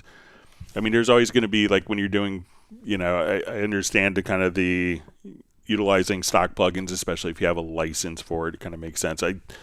We had something similar with, and there may be, like, technical reasons or, technical vulnerabilities, if you will, with kind of unlocking it. But, WaveLab has kind of, like if you're a mastering engineer, you may not want like a lot of hardcore WaveLab users, people do like books on tapes and just do mastering, may not want WaveLab to look like Cubase, and people in SpectralLayers may not want SpectralLayers to look like WaveLab or Cubase. So they each kind of have their own possibilities, but I think as we, continue to evolve, we see more integration coming where it makes sense. But I think we don't want to limit kind of the personalities of the programs for that, but we want them to all be strong separately. But I'll definitely kind of pass it along as input and feedback. And thanks for letting us know about that.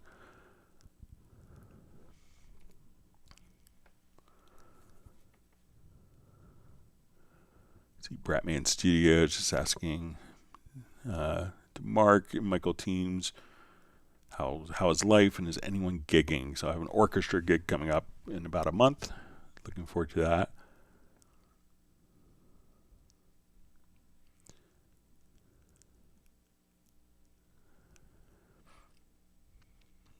So we see John Barry said it'd be nice to have the MIDI remote manager in WaveLab and SpectralLayers. Yeah, that could make sense. There are some MIDI remote capabilities in WaveLab, but it's not the MIDI remote. So if you have it kind of set up once, it could be good and be sensible. All right, so we see from Rick at Bratman Studio just says great, thanks, favorites are perfect. Okay.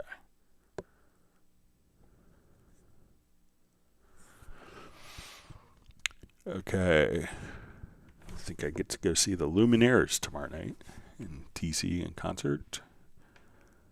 All right, wonderful to see Jazzy Lamel sending greetings.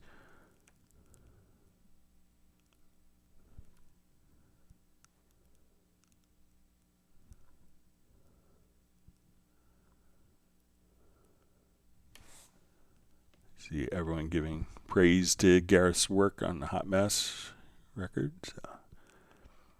All right, let me go at a couple more questions that were sent in. Let me go to those.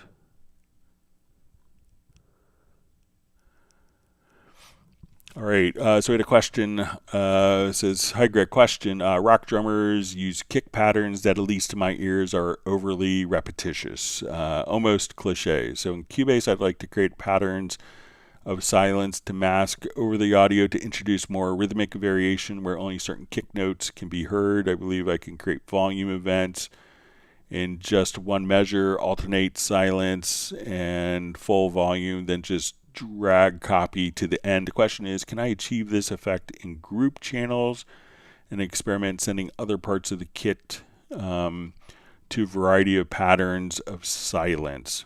So I think this, if you're doing it from MIDI, an interesting approach that was introduced in Cubase 14, I believe, was the play probability. So let's take a look at it.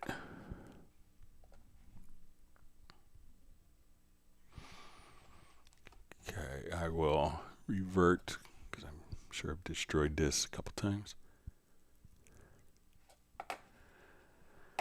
All right, so let's come over here. Let's say I have just like a MIDI pattern here. So I'm not sure if it's live drums or MIDI drums, but we could do this pretty easily. So let's say I'm just going to take this pattern here.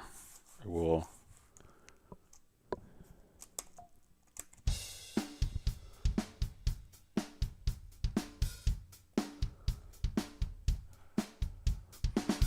all right, so when we look at the pattern, we can see that we're going to have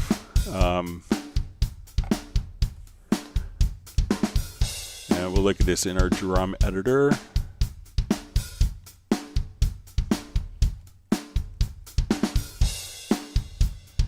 All right, so if we don't want kind of like the same pattern playing constantly, so I'm going to go ahead and load up.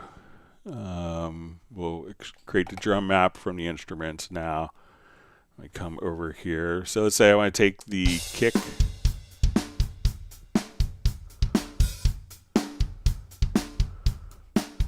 All right, so we have something called play probability. So I could take like this particular kick note.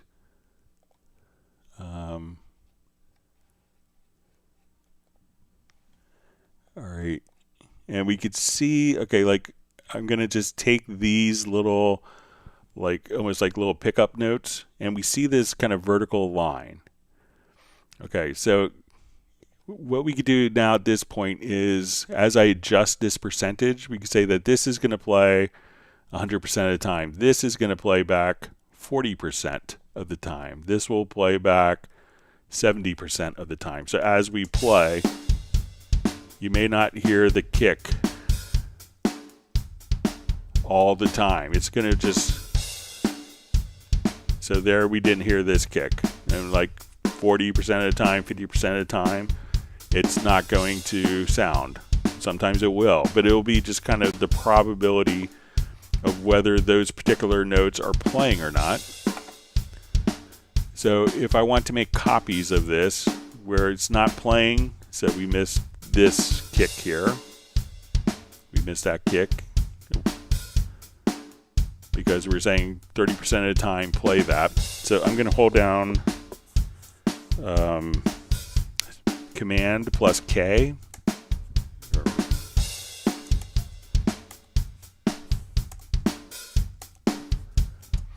Alright, so what I want to do is come over here, Command plus K, and I'm going to do shared copies. So if I was doing MIDI, I say, okay, let's do 4 shared copies, and now we will play this. And now this particular pattern will automatically, if I make a change here, that will automatically carry over. I'll take off the loop.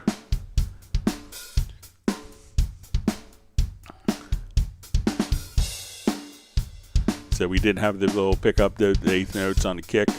So this way we just introduced the concept of rolling the dice. The probability of this particular note will always play, this one will play sometimes, but it's kind of that level of controlled randomness that's like really kind of interesting and cool about it.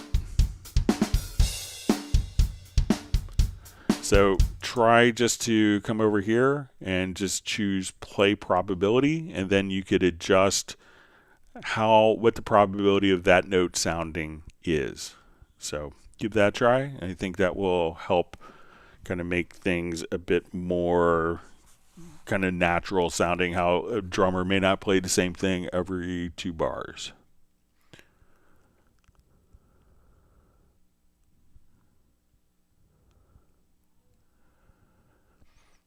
Okay, so we had a question. It says, question, when I drag and drop a pattern into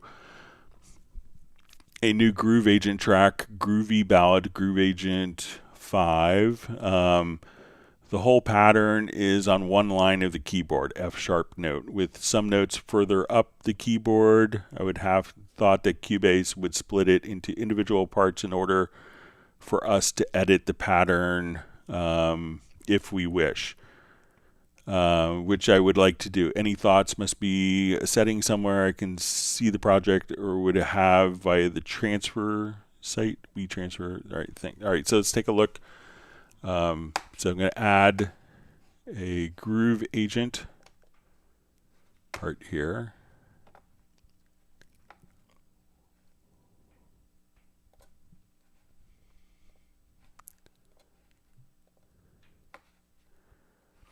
Okay, and let me just load a kit, and I'll load the same kit that was referenced. Let's see if we still have a Groovy Ballad.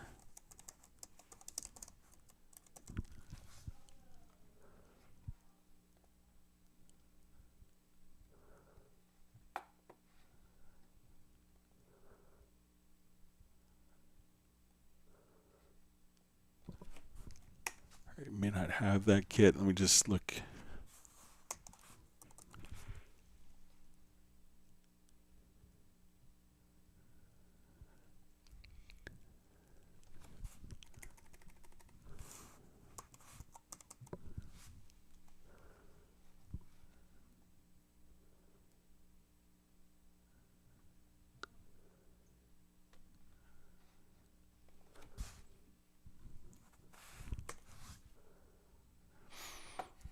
All right, so I'm just going to load up a different. All right, I'm just going to check the name one more time.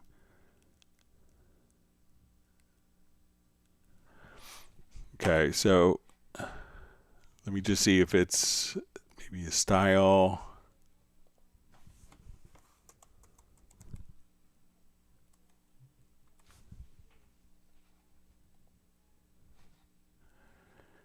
All right, so when we want to, all right, so I don't find that particular kit, but I'll just kind of load up.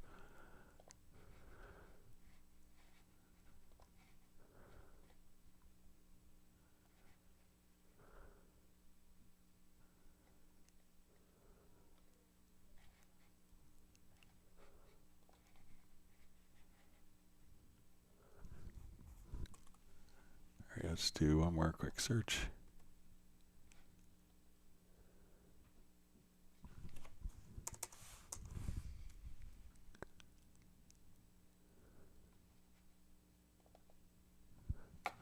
All right, so when I want to come over here, so we have our pattern. So let's say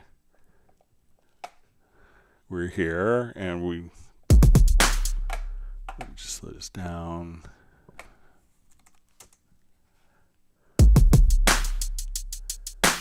All right, so now when I drag this pattern over, you know, I can just double click in, in the editor that in the edit screen that was shared, there's F-sharp ones, which were being used.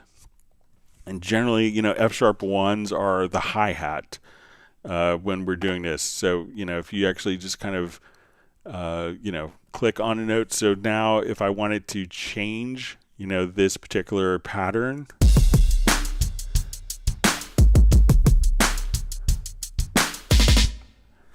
all right, so, I could come over here and just say, okay, let's move. I could just say, okay, let's take every other one of these, and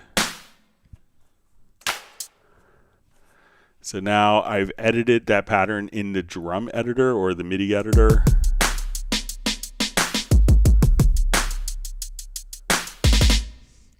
So, you can kind of freely edit,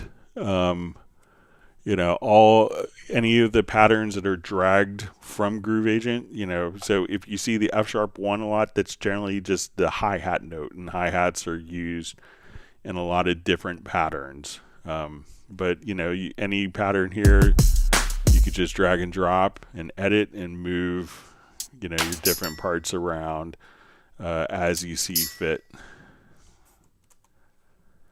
So, all right, let's go back to live questions. Thanks for all the questions that were sent in. Of course, you could always send questions in advance to clubcubase@steinberg.de.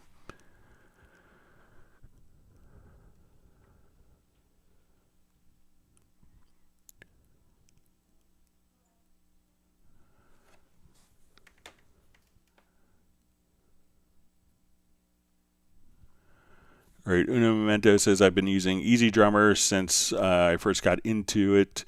I usually record real drums, but VST for demos. Can I get a quick rundown on Groove Agent, Greg? Maybe I could use that too. So a lot of times, what I like about Groove Agent is, like it gives you something kind of interesting to start with. So let's say we're doing a new project here. All right, and I just want add our instrument track.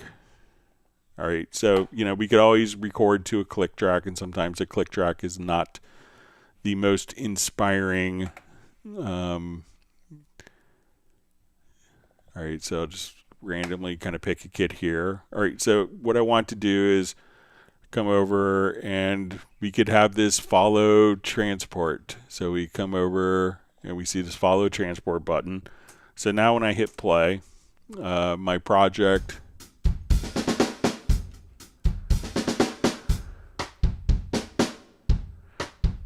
all right, so we have different sounds, so we'll have our different kits, and when we want to change kind of the sound, I could say, okay, I click on the snare, and now I could adjust the tuning.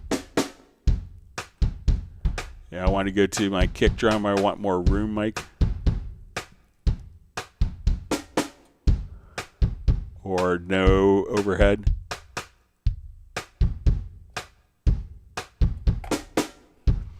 All right, so, and we could just kind of click on and be able to kind of tweak all of our different sounds. We have a full mixer, but when we kind of first start, we have a pattern. All right, so we have intros.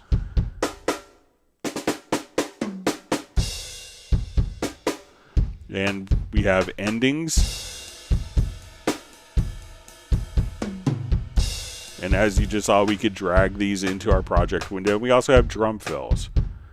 Now, when we work with the patterns, like if I don't want the same pattern constantly, if I just want to adjust the dynamics, I could move this axis vertically, this dot vertically. And if I want to move it horizontally, we could get more levels of complexity. I can also just come over here and say, okay, I want maybe a halftime feel. And I want every 4 bars for there to be a random drum fill. So we have our fills. I don't have to program my drum fills. And we also have auto complexity. So I'll say every bar, go 1 or 2 levels of complexity up.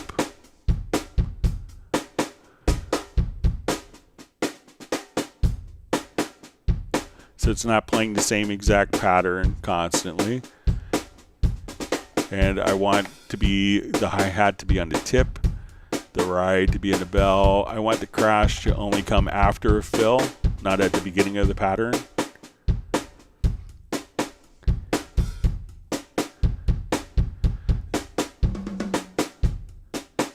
So when I stop, my Cubase stops and my Groove Agent stops. So I could just kind of very easily work, you know, with my different groove agents. So I could use it as kind of a virtual drummer, but I could also use it in kind of like an MPC style of like sampling drum machine workflow. So instead of having like one that's more like a virtual drummer, one that's an MPC, instead of having 2 separate plugins, I could have one plugin that kind of does both.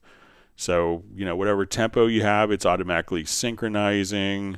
You know, you have kind of great sounding kits, great patterns, a lot of control, very easy to kind of start off with something to like inspire an inspiration, but then you're not kind of left there. You could add fills, you could have it do random things, and then you could tweak it and make it more polished sounding, but start off with something inspirational very fast and easy with Groove Agent.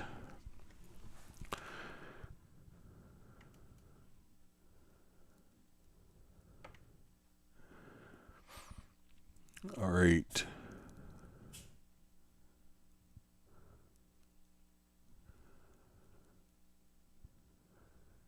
All right, so we see Jazz Dude shared user remote scripts link. So Jazzy Lamel just asks, hi Greg, can you tell me what the command keys are for horizontal zoom? I keep forgetting. I know the vertical command keys for zoom. So it's generally just, I'll just get it in a project here.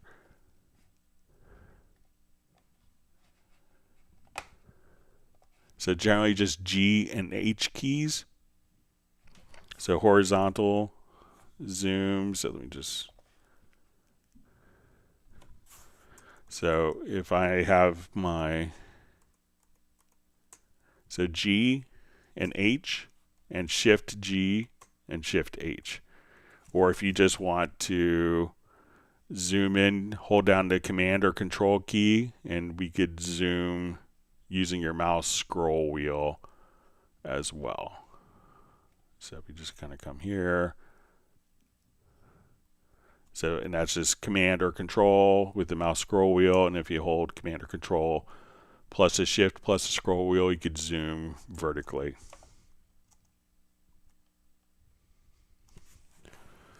Okay.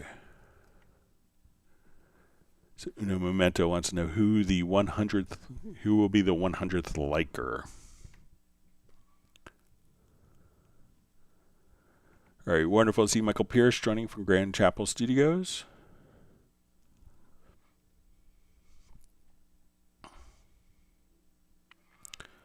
All right, so a question, is this version Cubase Pro 14? So yes, it's the latest version. I think it's 14.032 is the current version.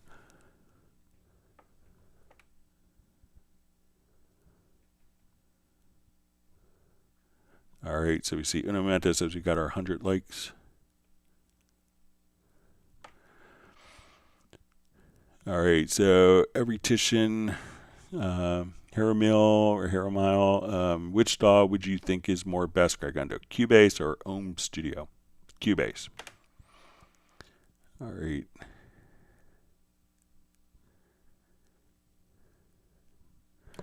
All right, let's see if there's other questions that kind of sneak in. I think we got through all. Let me just check, make sure I got through all the questions that were mailed in. So yeah, we got those.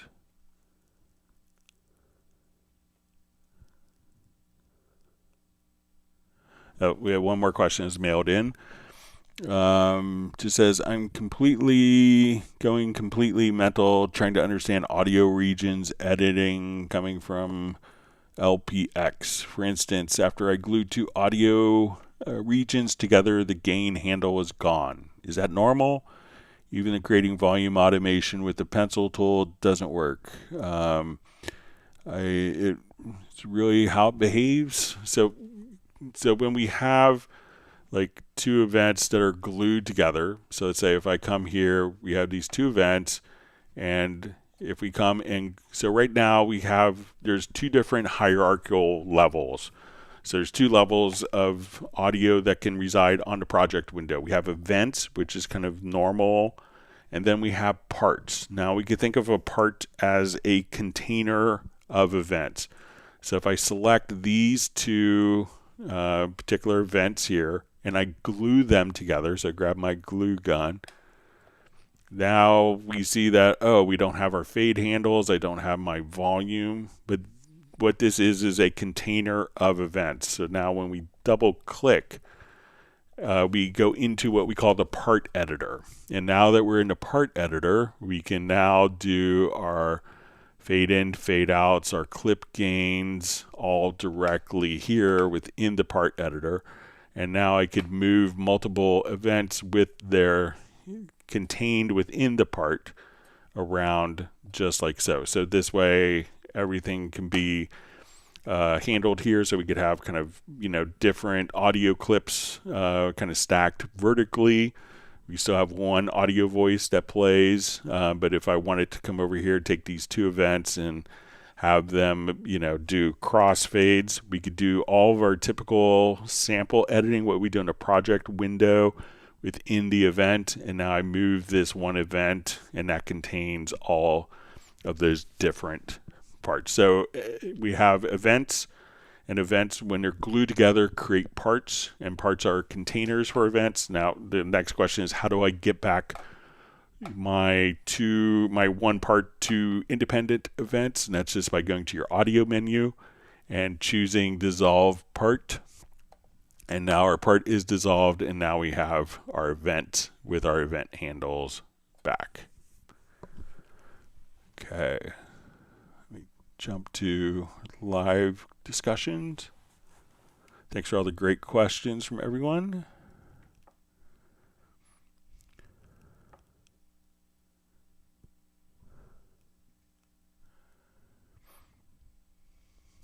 All right, so we see Michael Teams is granting me 6 gold trophies. All right. Or maybe it's to the live stream for getting 100 likes.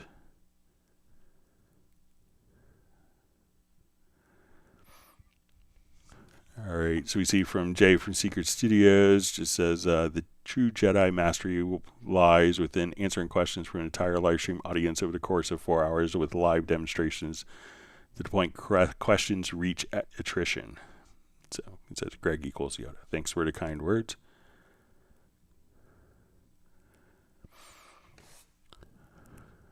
All right, we'll see if there's, I think we're at the end of questions. We'll see if there's any others that kind of sneak in.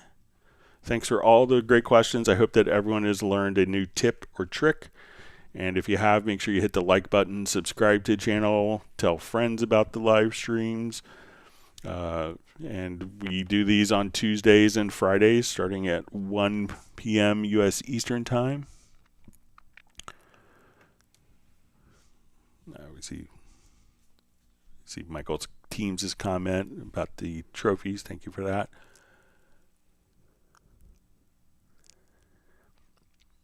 John Barry just says, great demonstration. I always wondered how to explain that. I see Val's got to head off. Enjoy your prize, Val. He's wishing everyone a nice weekend. We see Una Memento saying goodbye. Every Titian Haramil, would you ever put jelly beans on donuts? I think jelly beans are good and donuts are good, but I'm not sure if I would mix and match, but I never thought to. Okay, Gerald Ely says, lots of homework today, Greg. Thanks. Have a great weekend, everyone. Gary says, we've not just learned tips and tricks, we've also learned how to live more fulfilled lives.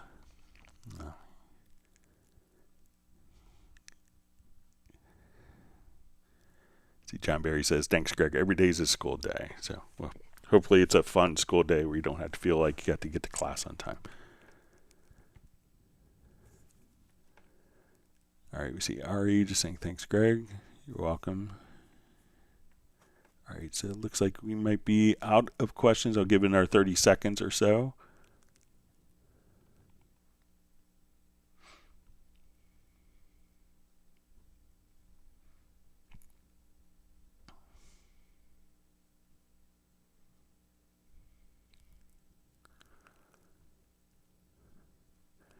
Yeah, so I should have time, a little bit of time over the weekend. Check out the tunes from Rick. Thanks for sending them.